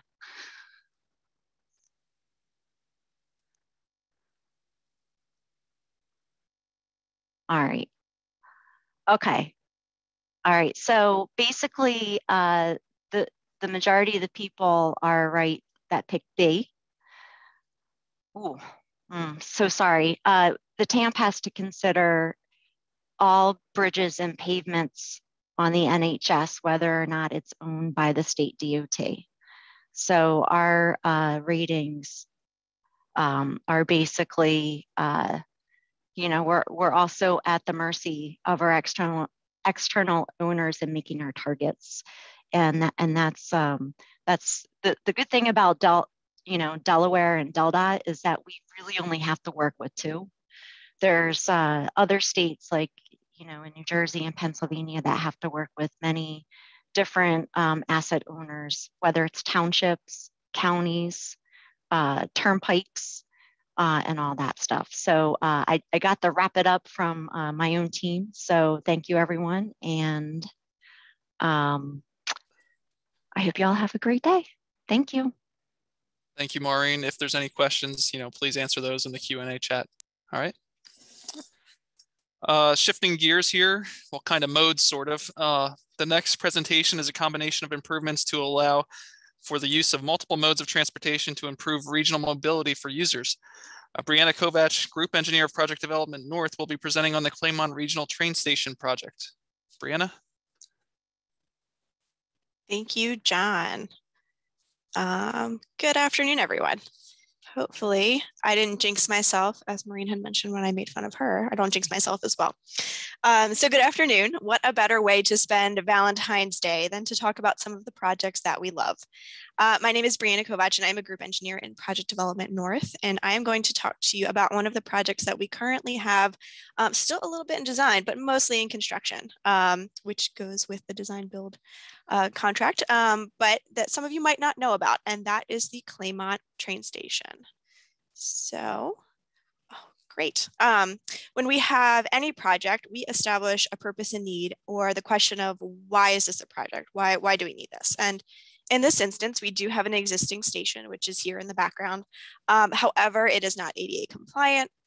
There is a fun tunnel system that we use to get to the other side of the tracks that I'll show you in a minute. And the platform itself is on a curve, again, not ideal. And pre-COVID, the parking lot was pretty much at capacity. And the existing station currently has 431 spots in the current lot. There is a pedestrian bridge that crosses over 495 onto Governor Prince Boulevard, where there's an additional 73 spots. So I just want you to keep in mind that key figure of just over 500 spots that we have today. So I want to walk you through a little bit what it would be like to park at the existing station and take a ride. So just imagine yourself, heading up to Philadelphia for a fun day where you want to avoid any of that city traffic with parking and stuff. So you come to the Claymont train station, you park in our parking lot, and you can there's a ramp or the stairs that you can go to access the platform. As you can see on this particularly rainy day, there is some water that's ponding right there. But either way, you want to get to the northbound side, which is on the other side of the tracks. So then you have to take the stairs that's to the right or the chairlift to go down to the tunnel to access the other side. And that tunnel, shown right here, again, as you can imagine, as this is a particularly flat state, at times there can be a little bit of water in there, which requires some pumping. So not great from a maintenance aspect either. And even though a picture can be worth 1,000 words, or so the saying goes, the pictures on the right for the platform itself really don't do the existing station justice, particularly with the curve. So if you would like to take a fun ride, I would suggest getting out there and seeing it for yourself. But it is on a pretty decent curve, both from a horizontal kind of alignment standpoint and also a cross-section standpoint. So very less than ideal location for a platform. And I want to thank the folks over at TTC, Bruce Demeter and David Campbell, for giving me some of this ridership information, because one of the questions too that folks have asked, especially with COVID, is what is ridership like? And I want to say too, we did start this project pre-COVID, so I want to talk about the ridership then, and then also just talk about where we're at for the past 6 months. So pre-COVID in FY 2019, daily weekday average of over 1,000 riders, and that's in both directions. So you can imagine that's about 500 riders for each direction. So again, think back to that 500 number of spots that I mentioned earlier, and you can imagine that the parking situation was pretty much at capacity. And so then what exactly does ridership look like today? Well, over the last 6 months, it really did vary quite a bit, and that could range anywhere between 300 and 400 weekday riders in both directions. So about a third of the the pre-COVID ridership. But as you can imagine too, within the past 6 months, I'm sure everybody is very keenly aware of these variants that have come out and some of the post-holiday, post-COVID issues. So we're hoping that this will get back to a new normalcy in the upcoming months. And when it does get back to a normalcy, we do have this brand new station. So the new station location is at the former Claymont Steel site. The site was actually acquired by a developer, Claymont Properties LLC. also known as Commercial Development Company, which you will hear me refer to as CDC for simplicity. So CDC purchased the former steel site with hopes of cleaning it up and redeveloping, and looking for a new station location along the Northeast corridor right up the road. This was a great location for the new station, and a great opportunity, especially with the new development that's proposed surrounding it. It was also mentioned in part of WMAPCO's North Claymont Master Plan. So with the added development proposed in the future, this is a great opportunity. DelDOT and DTC worked with the developer to actually acquire 15.5 acres for operational right-of-way for the new station. So we kind of carved out that piece right there in the middle. So the new station itself, some highlights will include both surface lots and garage spaces. 344 surface lot spaces and 464 for a grand total of 808 spaces. So these also include electric vehicle charging spots as well. There's going to be 2 new 630-foot long platforms that are ADA compliant, shared use path running through the entire site, connecting all the way up from Philadelphia Pike down to the station and actually wrapping through the site and connecting to the existing station. So instead of the existing tunnel that we see today to get to the other side of the platforms, we actually have a new pedestrian bridge that will be constructed over the tracks as well. So with that being said, again, here's just that image that we saw, because just to highlight some of the things I mentioned, because it's easier to see a picture than listen to me talk and picturing it yourself. I wanted to bring this up. Again, we do have some work on Philadelphia Pike as well. There's some widening on that you can kind of see in the yellow. And then leading down to the site on Transit Center Drive, New Transit Center Drive, you go through the roundabout and you either have the surface lot that you can see there or the Transit Center garage. And then for the buses, there is a separate bus loop.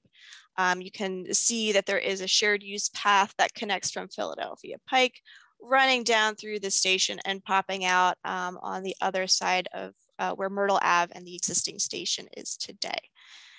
So ultimately, the goal is to turn this into this.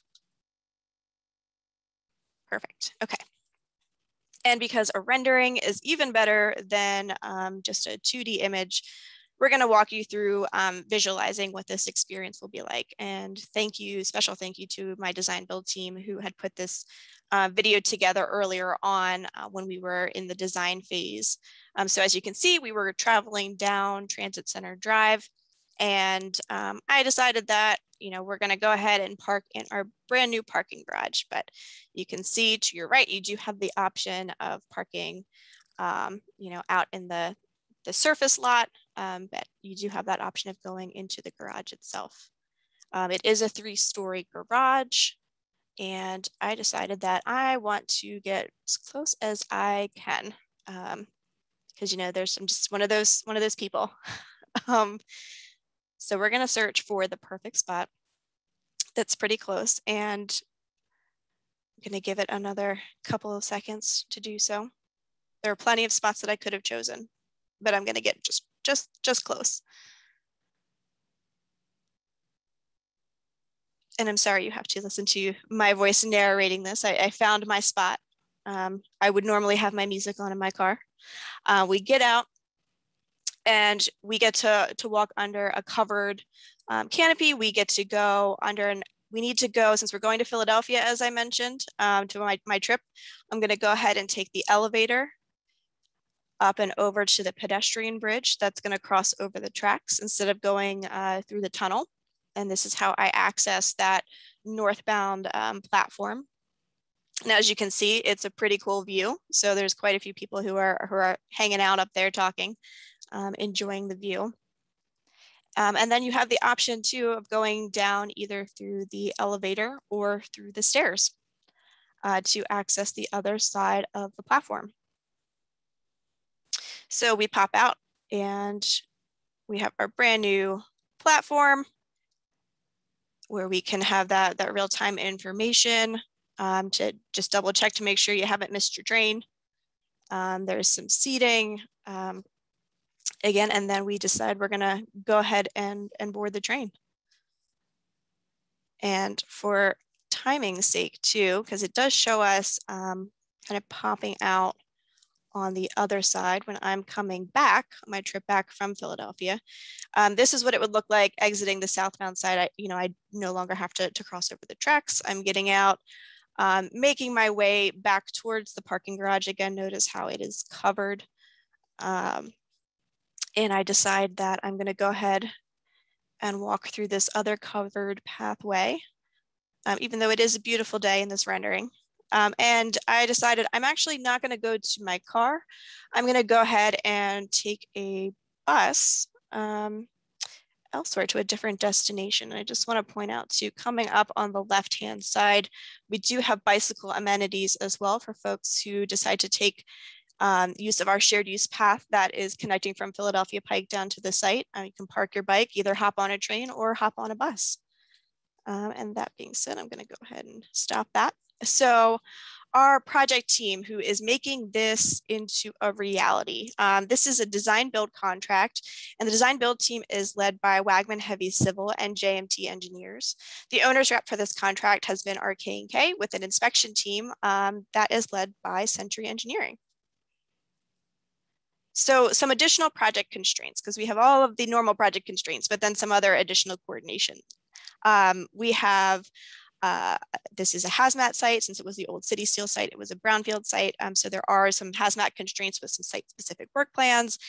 This is obviously a train station, so there is the additional coordination needed with Amtrak and requirements that are needed based off of their design specs. And in addition to that, as I mentioned, we have a developer literally on all sides. So again, just kind of showing where we're at, developer literally on all sides. And so as you can imagine, with some of these additional constraints or unknowns, there is added risk that the team has had to manage and troubleshoot. From a timeline perspective, this is very, very high level. So I'm going to just give you some of the highlights to give you an idea of how the team tackled this. 2018, the RFP process was underway. And awarded in early 2019. Within a couple of months, the contractor was on site doing some clearing and demo of the remnants of the old steel site foundations. There were multiple design packages that were broken out in order to really optimize the use of a design build contract. So in spring of 2020, the team actually started construction too on a sanitary sewer line, which might not seem that big of a deal, but we're talking about a 42-inch sanitary line that goes through the site. So that is a huge deal. It's about 20 feet deep. And keep in mind that the other design packages too had to go through our typical 30, 60, 90, 100% plan submittals, not only through our process, but through Amtrak as well for any submittals that were within the Amtrak right-of-way. In March 21, the parking garage plans were released for construction, with construction starting in May and for the fabrication. And then pretty much around the same time, construction for Philly Pike and Transit Center Drive was released to start construction as well. And some of the key things that we got was in the summer, we had Amtrak provide us a no exception for a catenary relocation project. That means it got through their entire process, allows us to go into construction. And in the fall, Amtrak issued a no exceptions for the platform, stair tower, and ped bridge design package as well. So with the fall, having all of those pieces of the project kind of start construction as well. And while this might not seem like a lot, if I were to truly lay out all of the different submittals that were sent in and different packages, I would need a roll plan and like multiple screens to be able to show you this.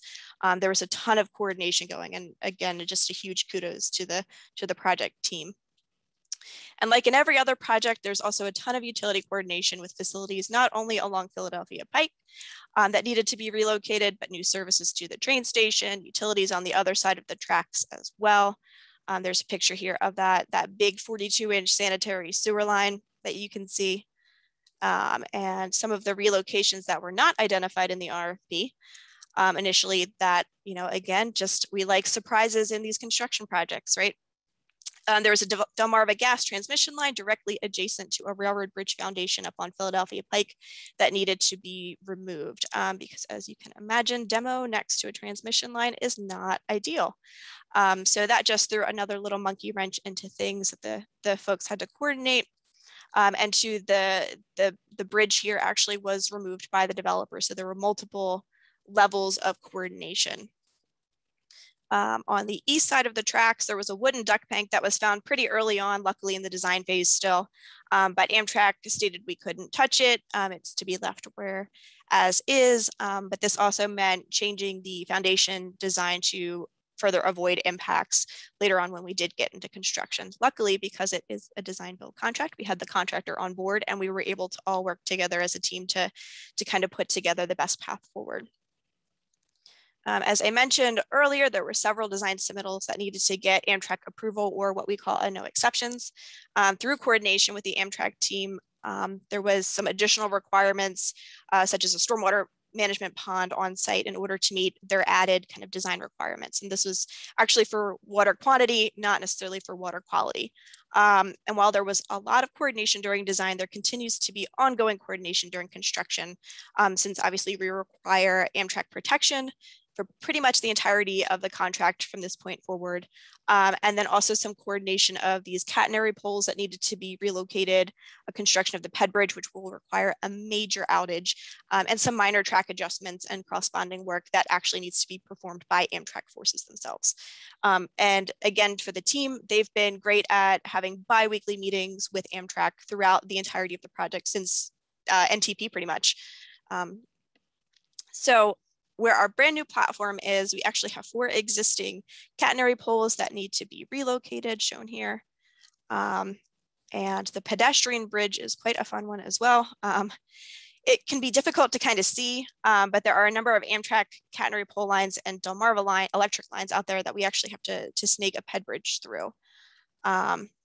Just to kind of to show you, again, it's difficult to see. This is on the 3rd story of the parking garage at the very top, where you'll have that PED bridge connected, and we're going to be trying to have that bridge go underneath those electric lines that you see there, and over top of some of those catenary lines. So to give you a perspective, and that work actually needs to be done within only a couple hours in the middle of the night, because it requires major outages from Amtrak as well as Delmarva. And it takes several months to coordinate. Currently scheduled for October and has some backup dates in there as well, but again, a major coordination effort. In the meantime, there has been widening along Philadelphia Pike that I mentioned earlier, and these are actually some older pictures. The work along the northbound Philly Pike, this is from the widening, has been done. Contractors actually on the other side now. The signal work at Alcott Avenue is done, and Transit Center Drive as well. The parking garage too started back summer of last year, this past summer. The precast elements ended up taking pretty much just a month to install in the fall, which was crazy to think about how fast that went up. But work continues on the inside now too.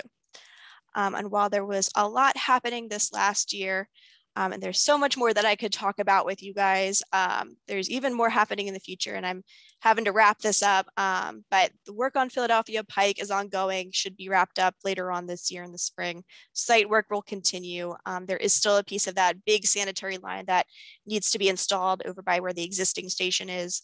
The parking garage is ongoing until the fall. And then all of the work within the Amtrak right-of-way will continue until fall of 2023, which is kind of the key date here. And I know I threw a lot of information at you and tried to get through this process. But when you think about it, having a project that's over $70 million from a CTP cost, being awarded in 2019, going through all of these different design submittals and having a fall 2023 construction completion date, not only with our typical design and construction process, but all these added extras is pretty darn amazing. And I just want to give, again, a huge kudos to not only the project team that I mentioned here earlier, but a lot of the support sections who have helped us along the way as well. There have been some very unique situations out here, and to especially with piecemealing from a stormwater perspective and utilities perspective. So thank you to Vince Davis and Debbie Kuklich, who continue to help me along the way. The ultimate goal here is to take this into this. Again, fall of 2023, coming soon to you. So I tried to get us back on track a little bit.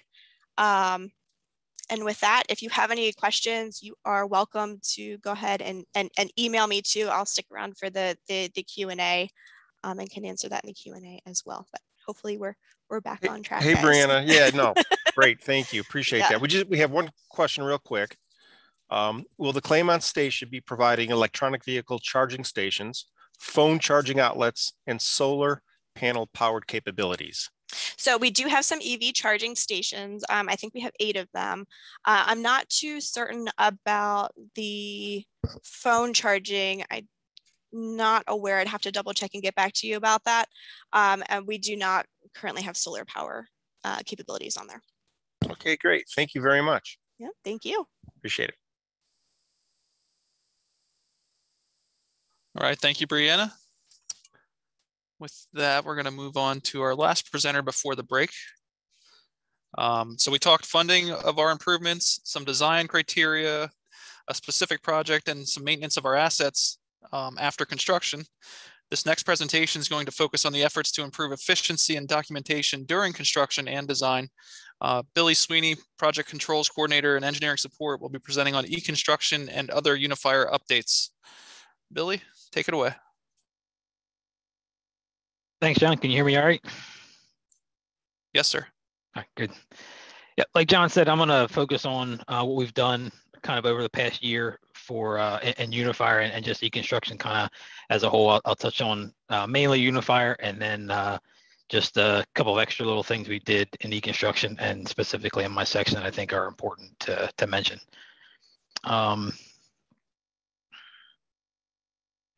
Just a general overview of what the e-construction implementation has gone through, I guess.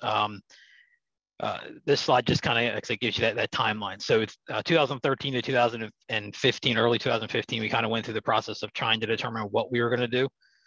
We visited Texas DOT's San Antonio office to see their implementation of AASHTOWare, the city of Baltimore's implementation of contract management, which was a Primavera application and an Oracle application. And then we did not get to visit New York City's MTA, their East Side Access project, where they were using Unifier for that project. But we did get to kind of talk to them and see what they're, or at least listen to what they were doing to get an idea on whether or not Unifier was going to be something we wanted.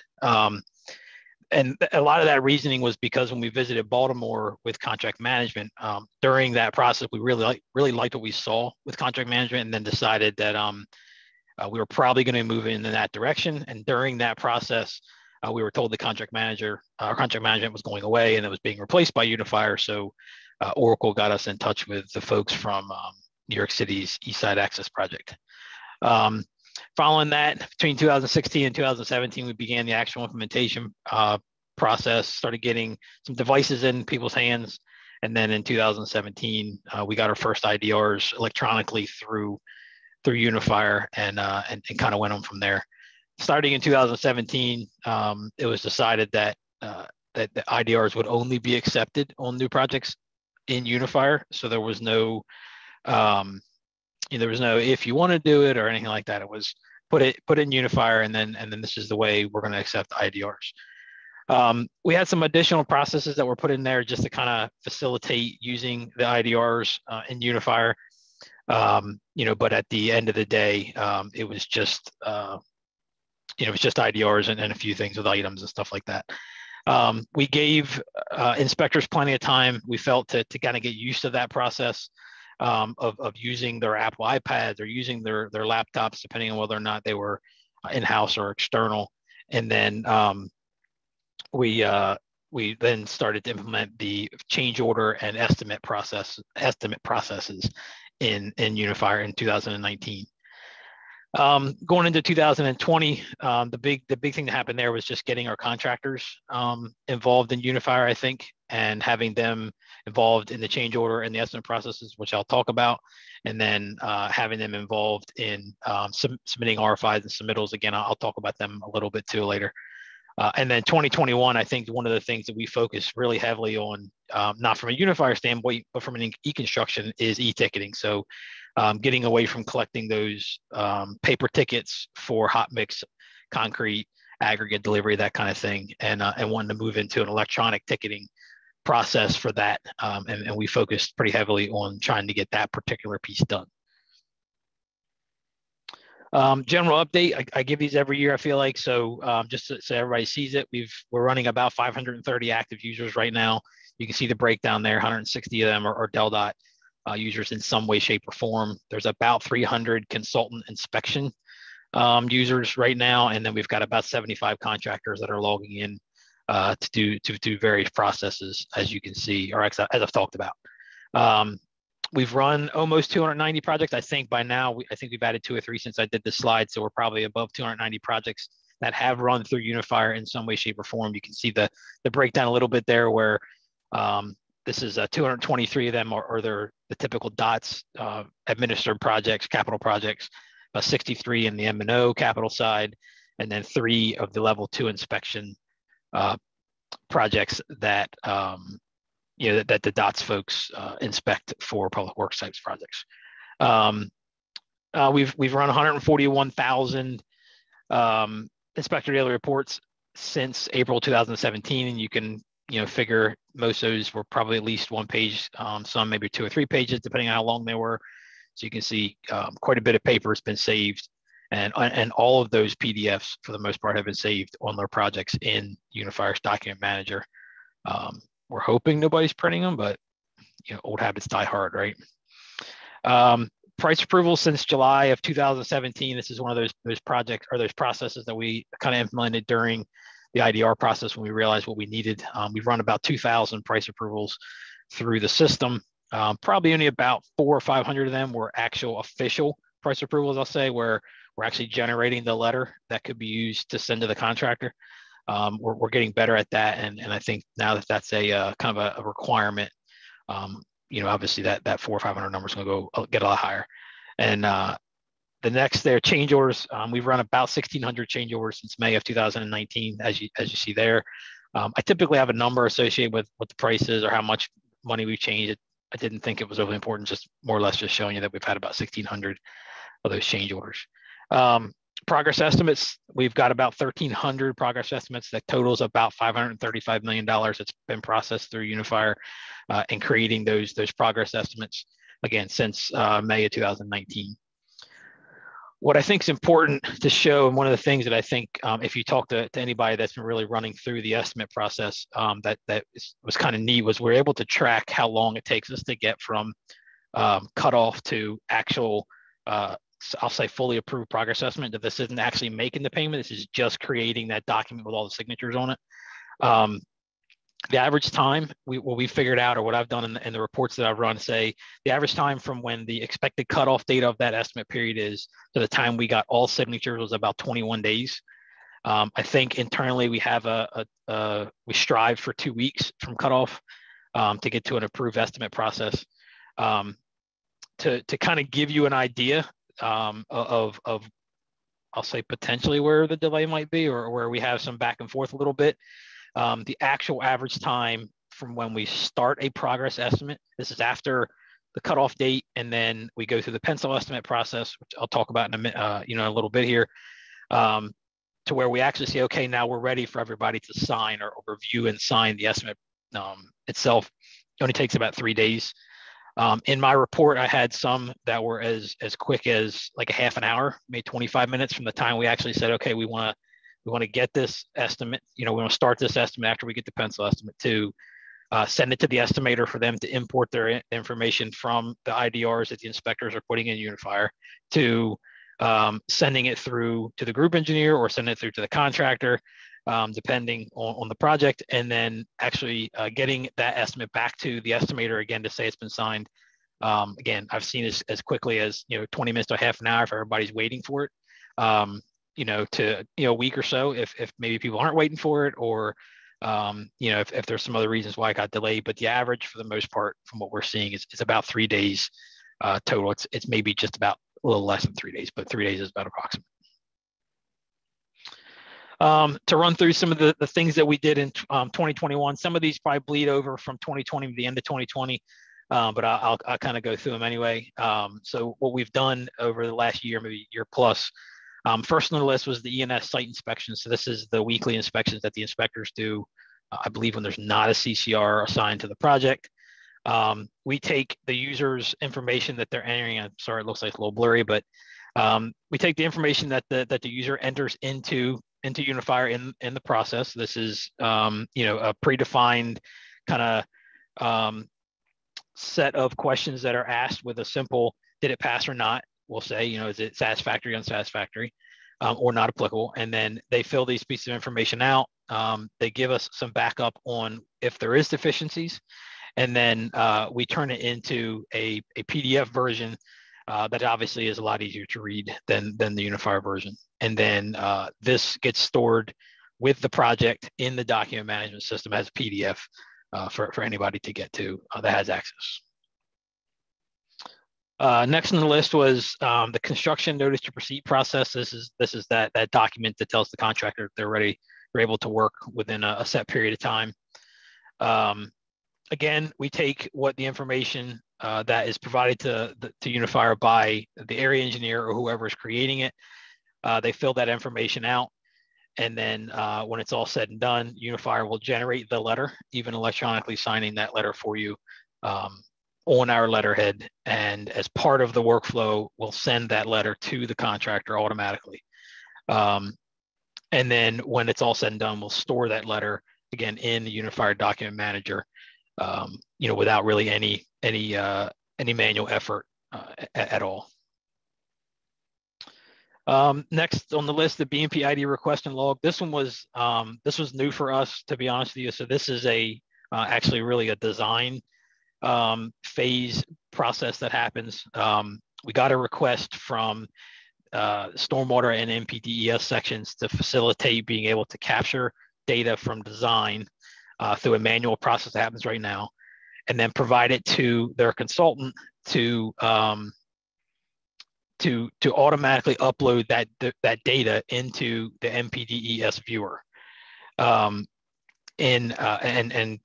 you know, like I said, it was new for us. We hadn't really done anything like this before. We have mainly focused on construction. And what we ended up with was two business processes. One was the BMP ID request, which right now is fully handled by the stormwater engineer or the acting stormwater engineer. And then the second process, which is actually the log, it's a second business process that when the ID request is fully approved and an ID is officially assigned to the project, we'll call that PS&E, a second record is automatically created by Unifier in a different business process that can be managed by the MPDES group. So again, we're taking information that's being provided by a user.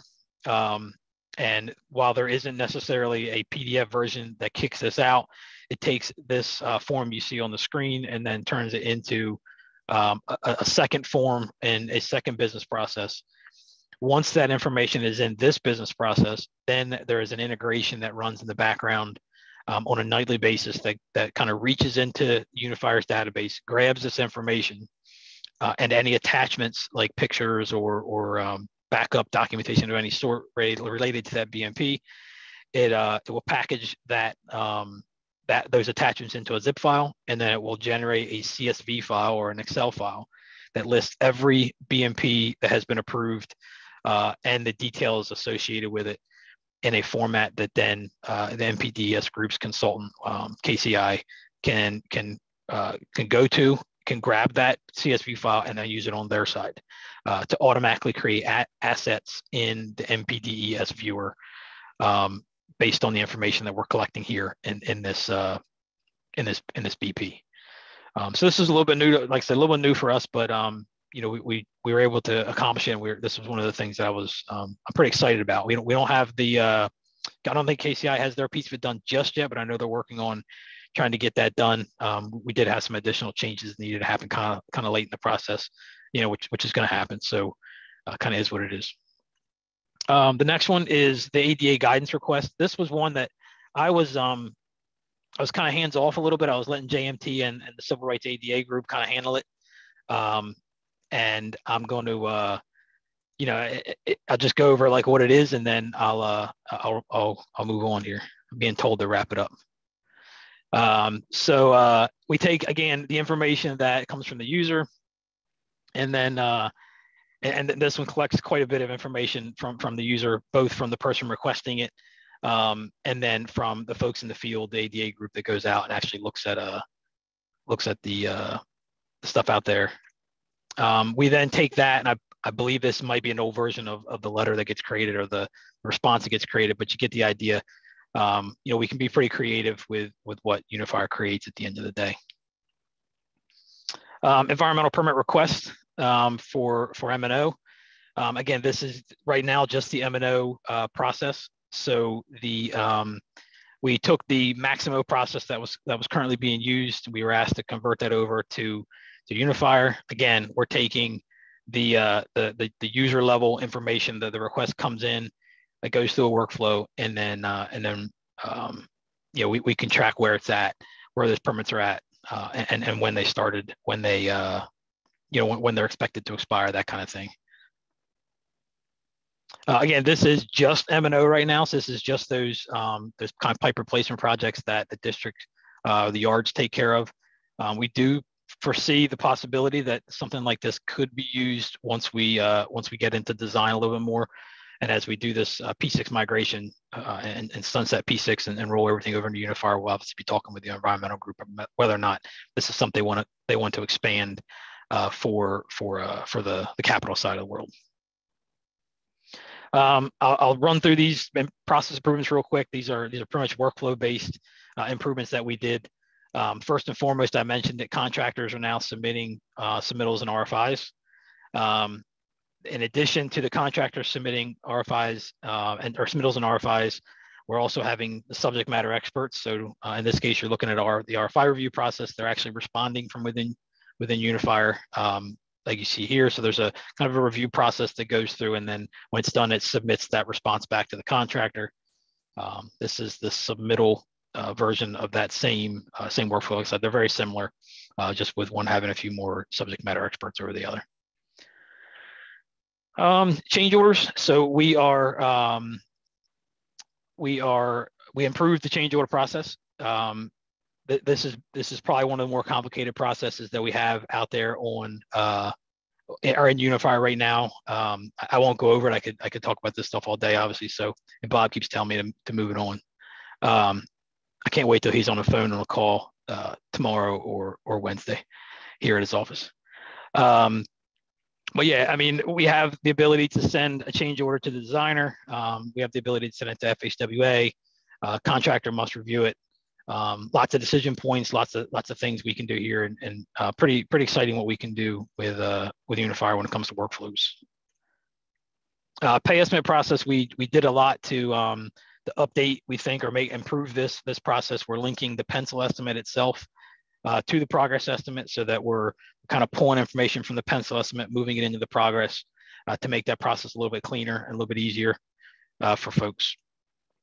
And then obviously we're requiring the contractor to review both of those. And the pencil estimate is really just them acknowledging that the draft version of the estimate looks good, and then in the progress estimate side of it is the official the official signature, I guess, signature process for assigning the estimate. Last couple of things I have to talk about is hot mix e-ticketing. We started this in early 2021, I guess, really talking with our vendor, where now the inspector can log into an app on their phone and see tickets that are coming from a supplier. Right now, we've got hot mix implemented, and we're going to be doing concrete. We're actually in the middle of piloting some concrete with some concrete suppliers right now, and an aggregate to follow. There'll be more on this during the lessons learned workshop. And then last thing, just what my section has done, this is something that Corinne Reed and I worked on trying to get done, putting the archive plans up on the gateway. So this is available to both DelDOT employees and anybody from the public. If you want more information on how to get to it, then email Corinne Reed or myself, and we'll give you some information on how to get to it. But pretty much you can access almost the entire capital side of our archive as-built plans on the gateway, whether you're sitting at a state of Delaware computer or your home device. All right, Bob, I'm done. I hope you're happy. Maybe hey, Billy, we have a quick question for you. Do you? Yeah. Time for that. Okay. Yeah. Since we have time permitting, will the quantity books be incorporated into Unifier to replace the keeping of an actual book? That's a great question. So I will defer that to Craig Blowers, because I know we've got some processes that we're looking at, putting into Unifier. We've got some processes that we are not having to do anymore because of the way we're storing the stuff in Unifier. So I see I can get that answer and then get back to the person that asked it. Okay, thank you very much.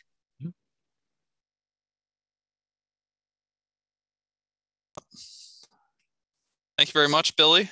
Now it brings us to our 15-minute break. If you could all return back at 2:20, we'll finish the workshop with our last two presenters. Thank you.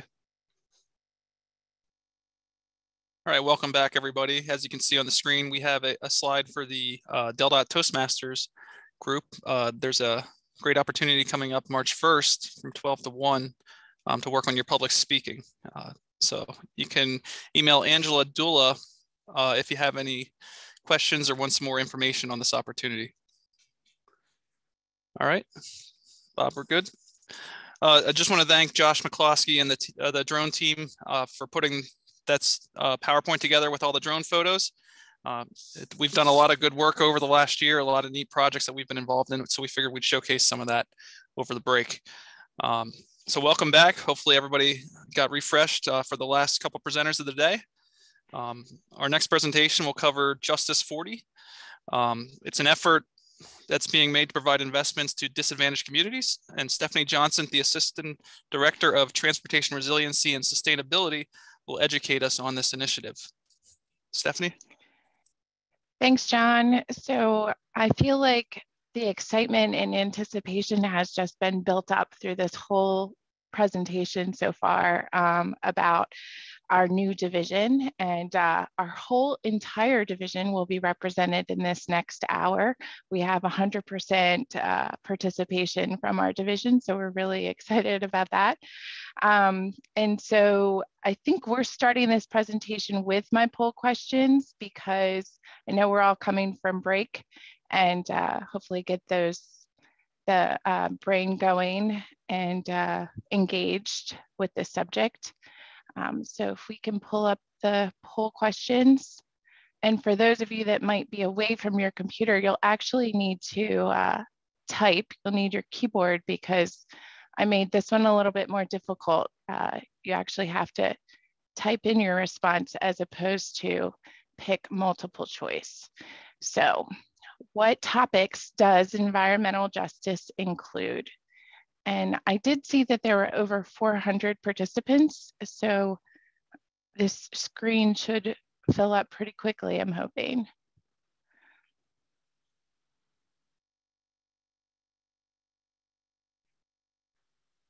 Yeah, so there's some really great responses in there. Equity definitely is the most popular, and that is a significant portion of the environmental justice. So, okay, great. I love seeing the screen filling up. All right, next question, just to keep things moving.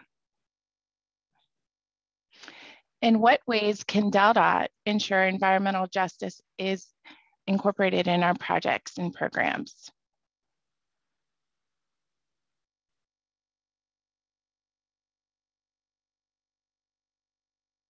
There's some engineering answers I can see there. Planning, great. Public outreach, fantastic. Transparency, advocacy, inclusive funding, good. All right, those are great responses. I'm glad to see everyone participating and really thinking about what environmental justice is, because environmental justice, in order to understand Justice 40, you have to have a sense of what environmental justice is. So we will go ahead and move into the presentation.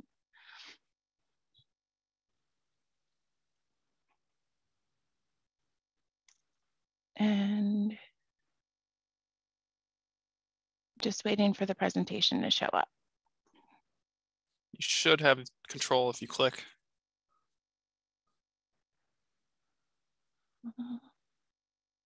I'm still just seeing the poll. All right. Okay, there we go. All right, so what is environmental justice? So I got these definitions directly from the US Environmental Protection Agency's website.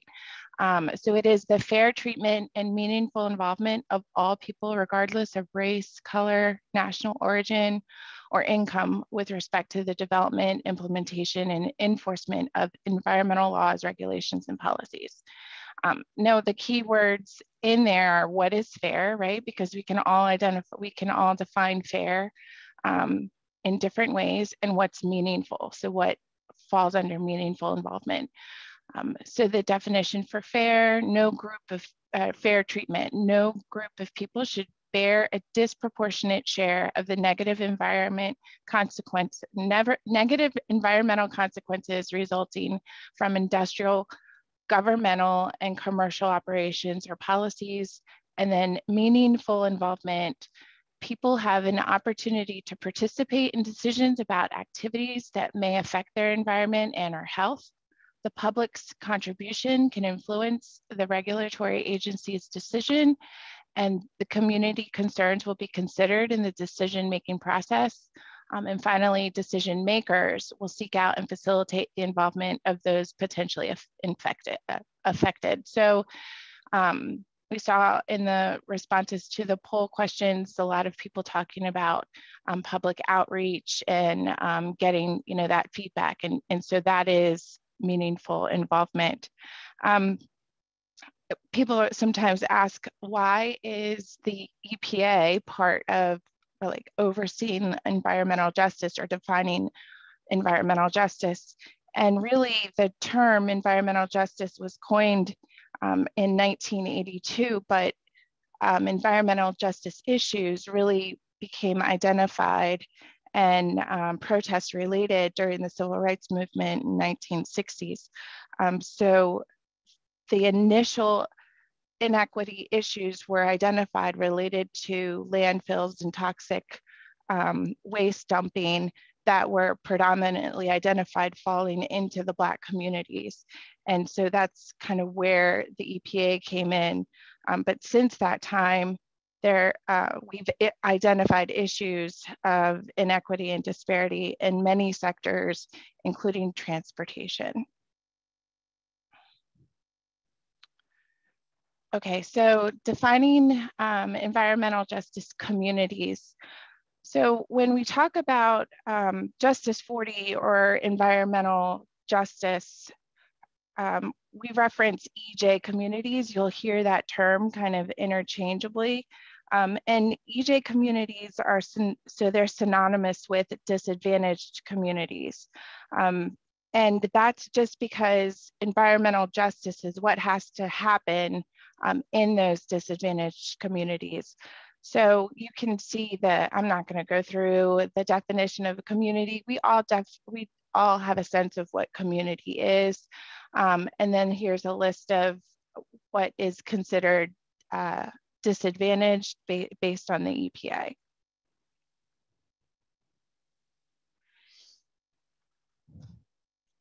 Okay, so where did the Justice 40 initiative come from? So on January 27th of 2021, President Biden, who is of Delaware, as we all know, signed Executive Order 140008, which included the framework for Justice 40 initiative. That executive order was titled Tackling the Climate Crisis at Home and Abroad.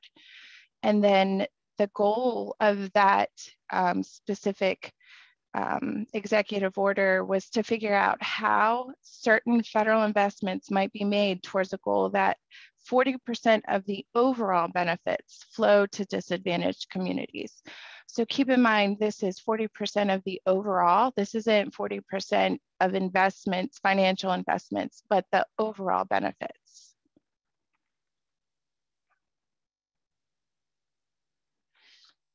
So what are the benefits then that can come from Justice 40 as a result of really focusing and being intentional about dealing with environmental justice issues. So the idea is that it will secure environmental justice and spur economic opportunity for disadvantaged communities that have been historically marginalized and overburdened by pollution and underinvestment in housing, in transportation, water and wastewater infrastructure, as well as healthcare. The expected transportation investment benefits as a result of Justice 40 are what I've captured here. And so we've talked about our brand new division of transportation resiliency and sustainability. And so within climate change, which is a portion of the benefits, a couple of the things that our section or our division will be focusing on will be the GHG, greenhouse gas emissions, working on an EV infrastructure, and Jim will talk about that more later. Community resilience planning. So, you know, we already know what happened in Wilmington as a result of the Brandywine River overflowing and that impact to those communities. Flood mitigation, we're the lowest lying state in the union, and so we see on a daily basis related to sunny day flooding, not just storms, the impact to our transportation infrastructure.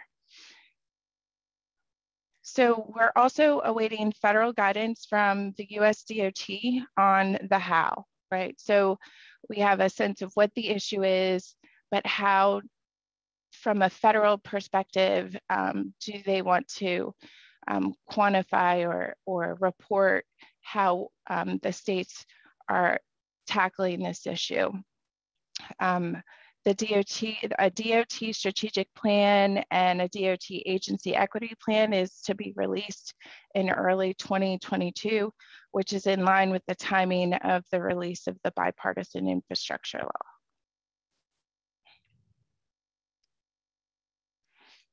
Okay, so then from a state perspective, we've already talked about the federal. So that was from the president's executive order. But then Delaware took it a step further, and Delaware is one of the only states or one of a few states. I know South Carolina tried to pass a resolution as well, but was unsuccessful. So our House passed a bipartisan resolution number 40 that established the Justice 40 Oversight Committee. It was established to study and make findings and recommendations regarding environmental justice in this state. It's composed of 15 members, of which the chair and co-chair are Representative Larry Lampard and co-chair Senator Murray Pinckney. 3 members of the House of Representatives and 3 members of the Senate, and then member agencies, which include DelDOT. And as you can see, a lot of the areas of concern are represented by, are to be addressed by the member agencies, with DENREC for waste and water and Division of Public Regulation, housing, DHSS, which is Department of Public Health, has a large participation as well, Department of Ag, and as I mentioned, DelDOT. And then a White House Environmental Justice Advisory Council representative that attends as well.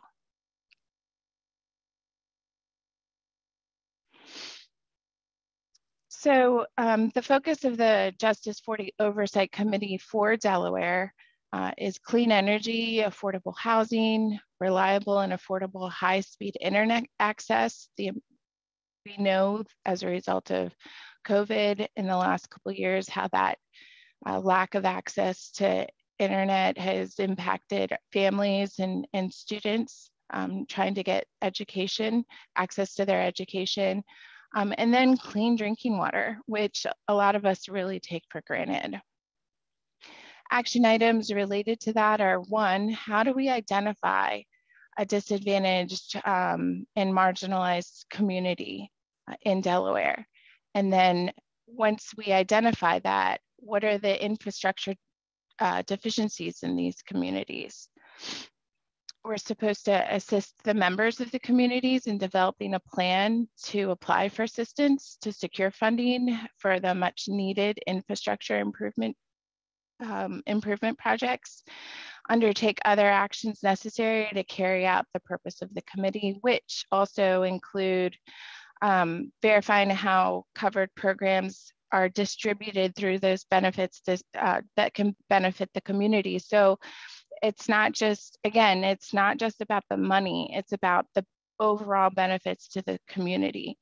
Some of these communities don't, from a transportation perspective, some of these communities aren't exactly on a major route or on a federally recognized road. And so we need a federal funded road. And so we need to be able to figure out how the projects that we're producing or putting out in for our communities, how it's really supporting those EJ or disadvantaged communities.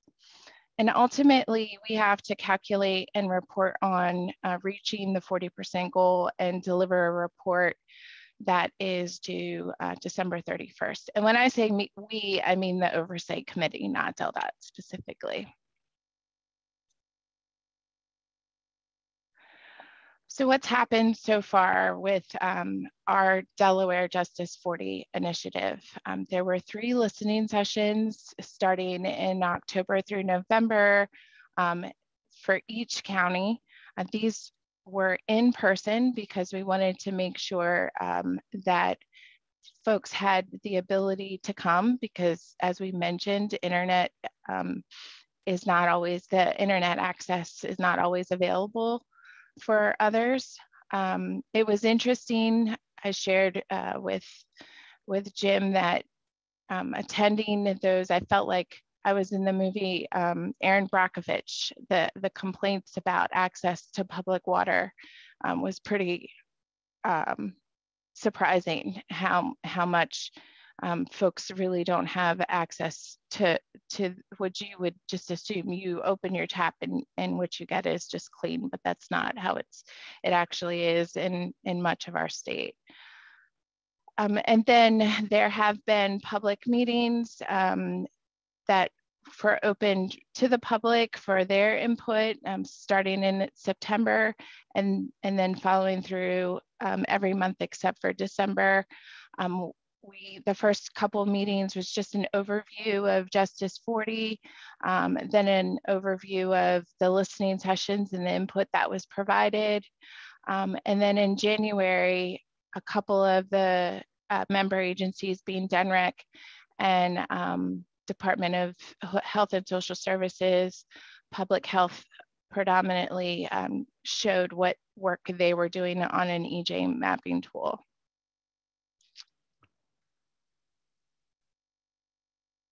All right, so bottom line is, what can DelDOT do? Like, what can I do as a DelDOT employee or someone who's working in support of DelDOT's mission and goals? How does Justice 40 apply to me? So it just takes you right back to our mission, right? DelDOT's mission is excellence in transportation. And it's every trip, every mode, every dollar, and everyone. And that's where equity really comes in to our mission. It's nailed right there. So we're public servants, so we're responsible for making sure we're serving the public appropriately and equitably for everyone. And it's a level of customer service. We talk a lot about making sure we're doing what we need to do for our customers, providing information, being as transparent as we can, and ensuring that we're listening and that we are addressing how we can best appropriately address concerns that are brought to our attention. We also just need to be intentional. We need to be intentional about being inclusive and thoughtful about the projects and the investment decisions that we're making, and the direct and indirect impacts to the surrounding communities. So a few of the things that we're doing currently, we're collecting the data that we do have, trying to make data-driven decisions by identifying EJ communities within Delaware. So we're gathering that data, utilizing census tracts, project location information, project funding levels, and other types of data, because again, it's not just about funding. And so we're building this and hoping for more guidance from the US DOT, but we're putting in our effort to best address the Justice 40 initiative. And then we'll be analyzing what we are able to put together to measure progress and identify where there may be some areas that we need to reevaluate. But bottom line is, it's just the right thing to do. And I'm really excited to be part of it. And it'll be interesting to see how the data comes about. A lot of the data is either already provided, the census tract data, but then also as you enter your project information, your project codes into Primavera, we'll be tapping into a lot of that information. And so, yeah, we're really excited about being able to participate and working with other states to be able to support this overall state initiative. So are there any questions? Yeah, hey, Stephanie, we just have two questions real quick. The first, what type of outreach was done to get participation in the listening sessions and public meetings? It seems that normal advertising practices, posting on websites, may not be the most efficient. Yeah, so honestly, I don't know exactly what types of outreach was done initially by the oversight committee.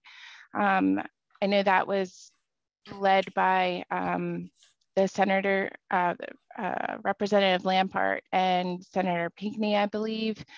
But we are hoping to be able, from our perspective, as we deal with equity issues, to be able to identify additional ways that we can make sure the word gets out when we're working on projects like this.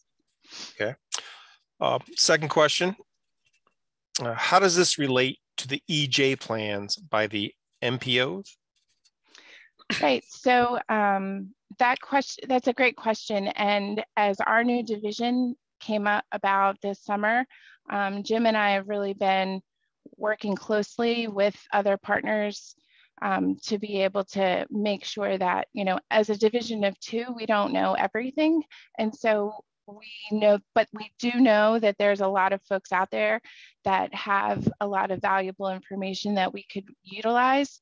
And so we have monthly meetings with each of the MPOs, WMAPCO and Dover Kent MPO, to be able to leverage the data and reports and work that has been done. And so we have gotten the report from WMAPCO and we'll be exploring how we can utilize that in our efforts.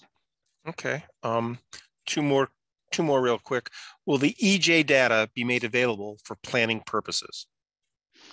Of course. So that's the goal. So the idea is that, we'll be able to create some GIS analytical tools to be able to better educate ourselves as to, one, where the communities are and then two, where there are opportunities for us as a DOT to focus our efforts and or funding. Because as I said, it's not just about a dollar figure. It's about overall benefits. And so we'll have to be mindful about how we are able to do that because not all of it is going to be quantitative data. We're really going to have to think about how we're going to approach it. Okay, and the last question, will there be an infrastructure development plan aimed at providing services to EJ communities? Probably, I would think so. We want to make sure that, you know, that's the whole point of being equitable, being able to ensure that we are addressing EJ communities, or, you know, that's part of the Justice 40 initiative, is to ensure that we are investing our funding appropriately, and building infrastructure makes a significant impact to our economy, and being able to provide those types of jobs and those types of benefits to those in the community is really important. So, wow, I'm really excited that I had so many questions. I think if there's an award for like who gets the most questions, I think I'm at the top there. Yeah, we'll make sure to get you that award right quickly. So I just want to say before closing that I feel like I'm the opening act for the main event. I'm really excited about our next presenter, obviously, and the other half of our division being able to be represented. So thank you for the time. Thank you, Stephanie. Appreciate it. Yes, thank you, Stephanie. So our next presenter is the director of the new DelDOT division, the Division of Transportation Resiliency and Sustainability. You know, I must admit that when I first heard about it, I was like, what does this division really entail? So Jim Pappas, the director, is here to provide us an overview of the program, its current initiatives, and any future endeavors they may have. Jim, take it away. Okay, great. Thank you, John. I have to admit that when this division was created, I was very curious too of what was going to come of it. So really excited about kind of where we are, and really excited about you know, the vision that we have going forward. So that's what we're going to go over here this afternoon. If you've looked ahead to day 2, for good or bad, this is just kind of the appetizer. The main event will be tomorrow. But like Stephanie mentioned, on the other 50% of the Division of Transportation Resiliency and Sustainability, we're a mighty group of 2, but we're small in number, but we're mighty in energy, we think. So we're excited. So I guess the lag is continuing because I don't see the little arrows that we had, but yeah, so what eventually when I get to my agenda, you'll be able to see, there we go. All right, thank you, Danny. All right, without looking it up, Stephanie mentioned that we are the lowest lying state in the country. Without looking it up, what is the average elevation in Delaware?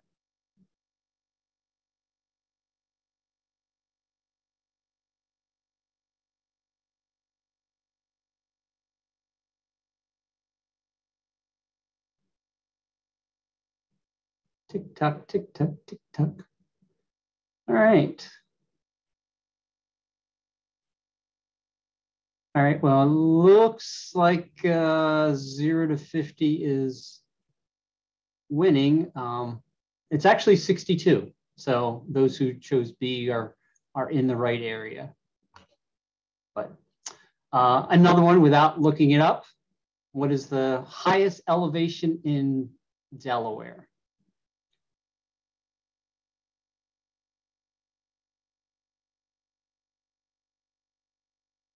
All right. So it looks like the majority is rule. It's about 447 feet up in and no, it's not in Sussex County. It is to our friends in the north. So that's just kind of gives you an idea of, so, you know, oh, forgot about this one. So are we experiencing subsidence, or are we sinking?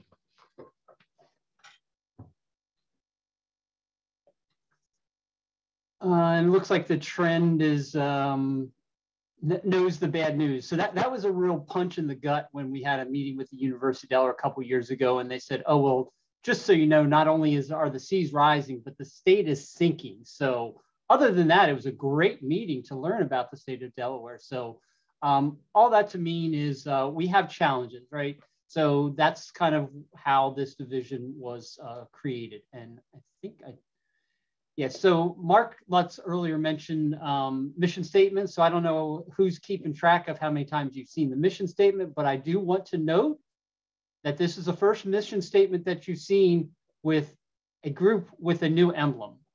If you haven't seen this yet, so I guess because we're the shiny new toy, we get our new own emblem, and all hands off to Secretary Majeski for her idea to create this. So this was her vision, and so we just made it green. So just in case the title of the division doesn't let you know that we're the green group, now we have the logo too.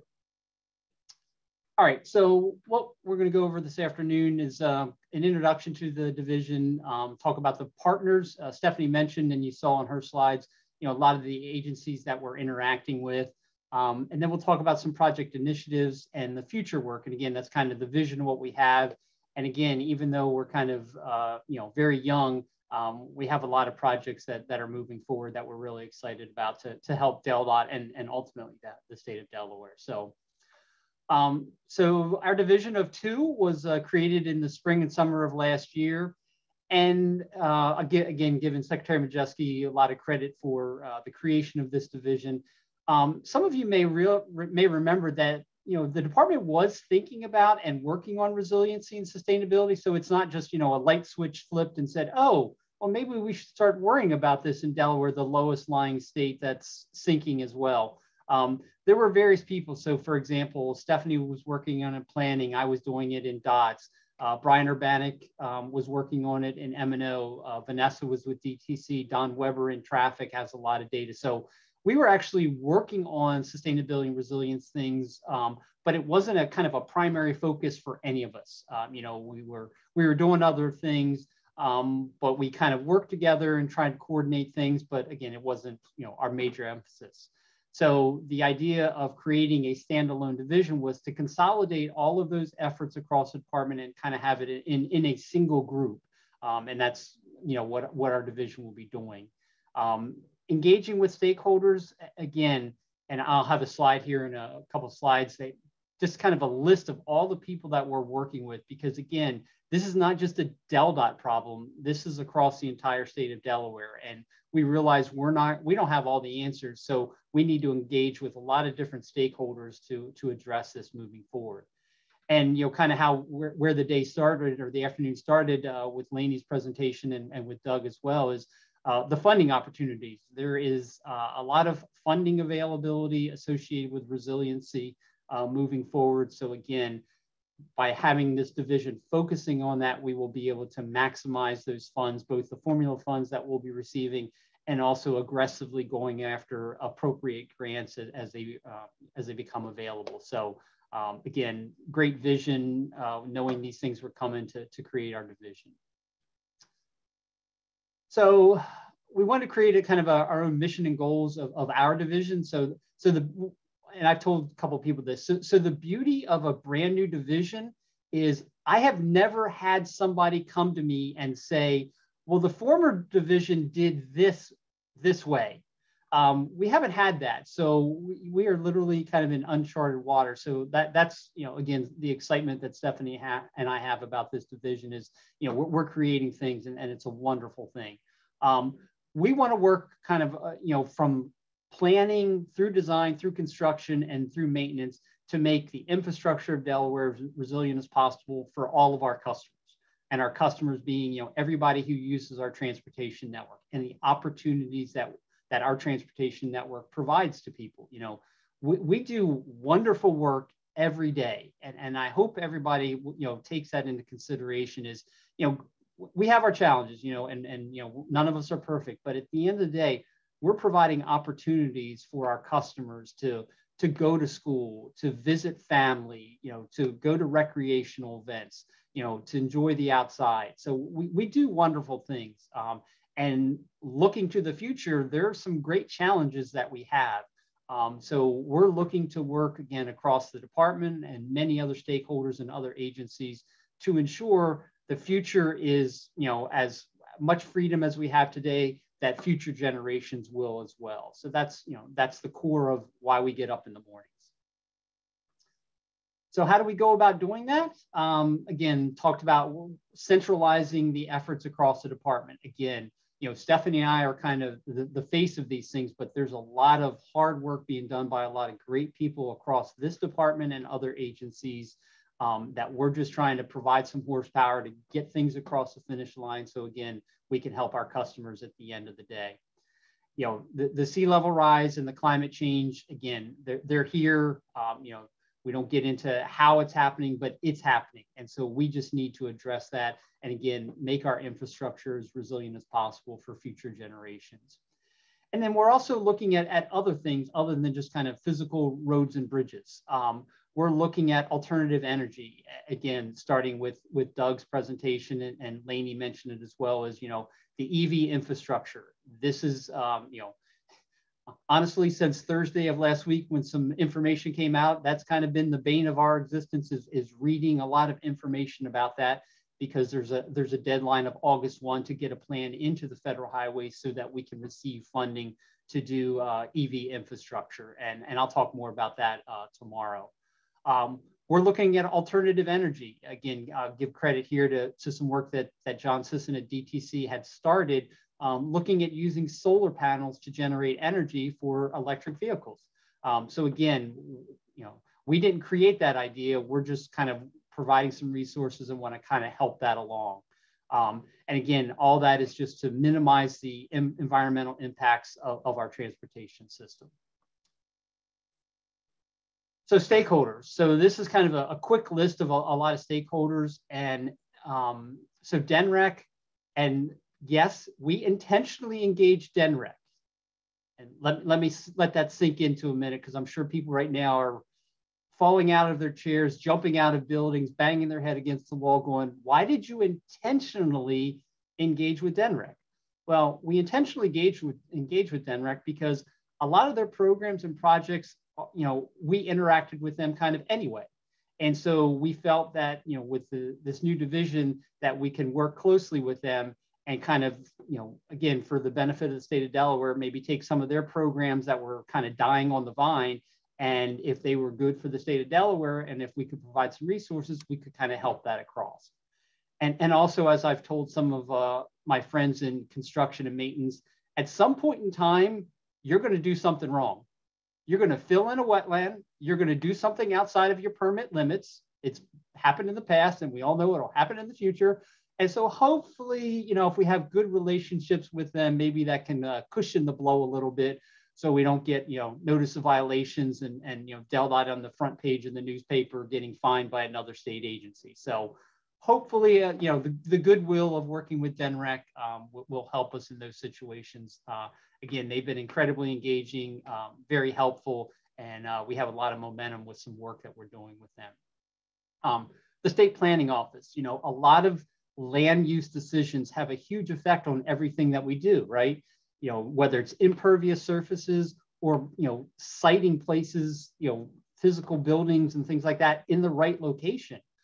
So we have engaged with the state planning office, and I will say they were very open to the conversations. Many of these groups, we meet with them, as Stephanie mentioned, on a monthly basis to kind of hear what they're doing. They can hear what we're doing. We can talk about projects and keep, you know, each other up to date on how things are moving. So those have been wonderful relationships, and those monthly discussions have been really helpful. You know, the MPOs, again, Stephanie mentioned that we're sharing data with them. Great things. There's a group called Energize Delaware, associated with electric vehicles and solar.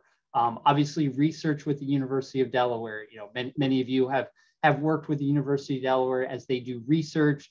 So we've reached out to them. Some of you may have heard and maybe even attended summits of the Resilient and Sustainable Community Leagues, or RASCL.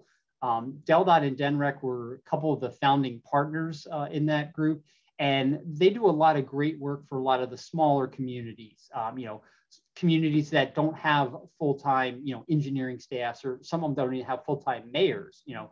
So this is a group that will, you know, help them in things associated with resiliency. Center for Inland Bays, Delaware Clean Cities.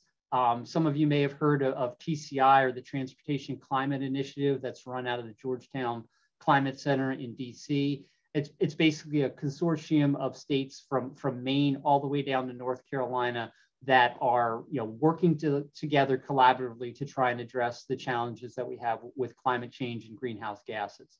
And then obviously AASHTO, TRB, we work obviously very closely with them with, all business practices across the department.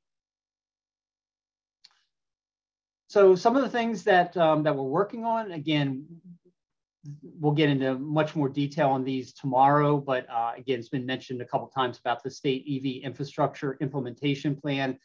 The state of Delaware does not have one as of right now. We're working with DENREC, OMB, and other stakeholders to develop that so that the federal funding, again, that Lainey mentioned, when it comes to DelDOT, we'll have projects to use those to, put out EV infrastructure.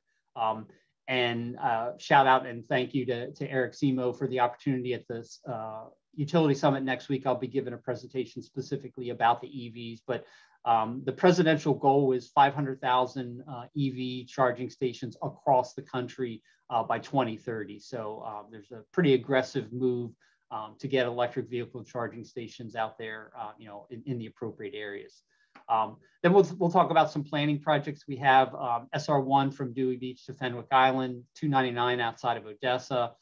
Pilot Town Road is actually a project that's being led by DENREC. They're the lead agency, but we're providing technical support for that project. Port Mahon Road, pretty interesting thing that we're doing right out, if you're not, Port Mahon Road is right outside of Little Creek, right out, literally kind of right outside the building, the door here of the building in Dover. Looking at a living shoreline project out there.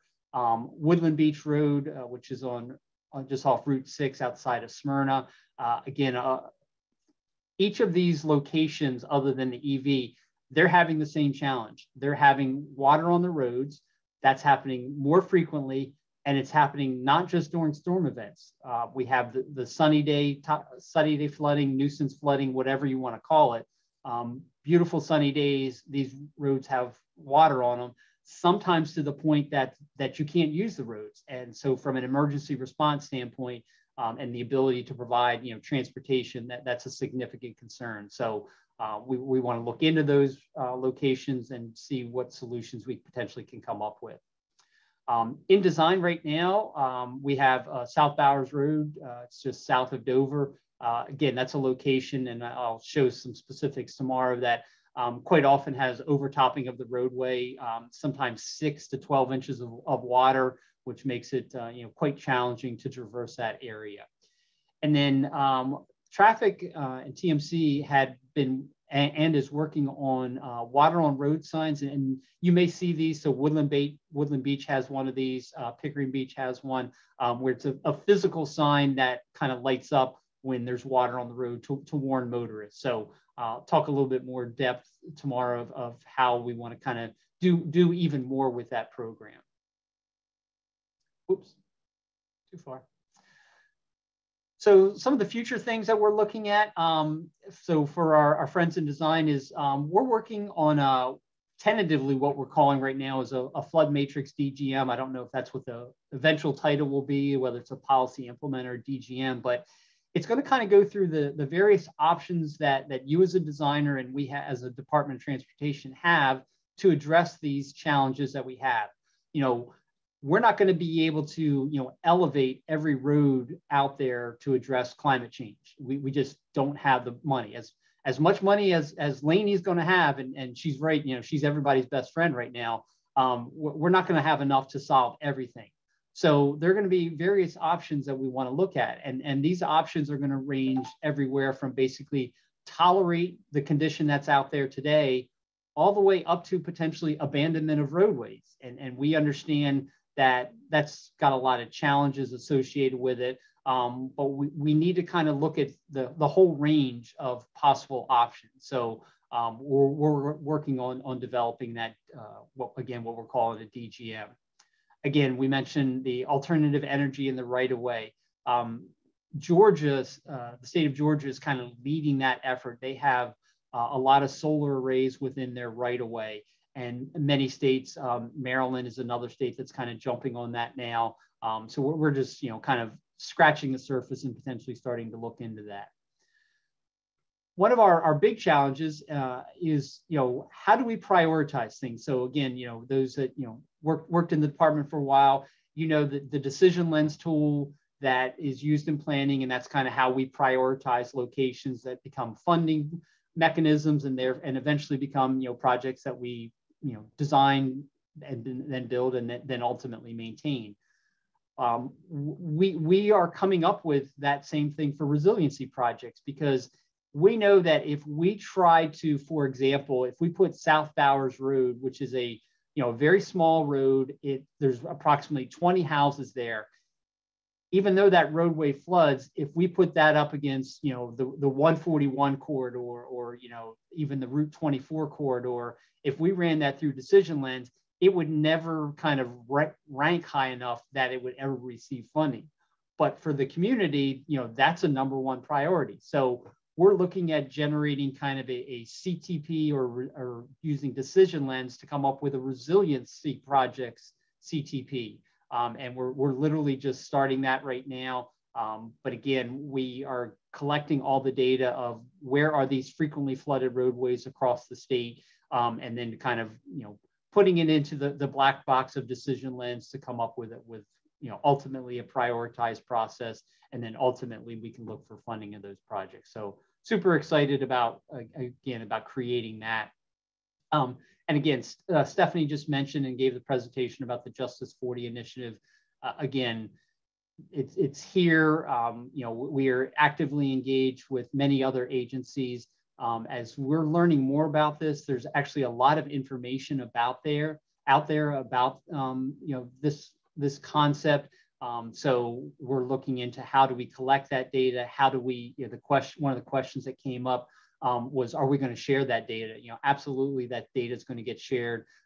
We've got to collect it. You know, DENREC has just started a screening tool, and DelDOT's going to be at the table to be engaged in those conversations to see how does that get created for, you know, for the state of Delaware. So we're excited about that because that's a tool that we're ultimately going to be using quite a bit as we develop our program. So, so that's kind of just a sneak peek of what we're going to be talking about. So again, the session tomorrow morning, we're going to get into much more detail about several of these projects, but we just want to use, you know, this afternoon session to kind of introduce this division because, you know, again, this time a year ago, you know, we did not exist.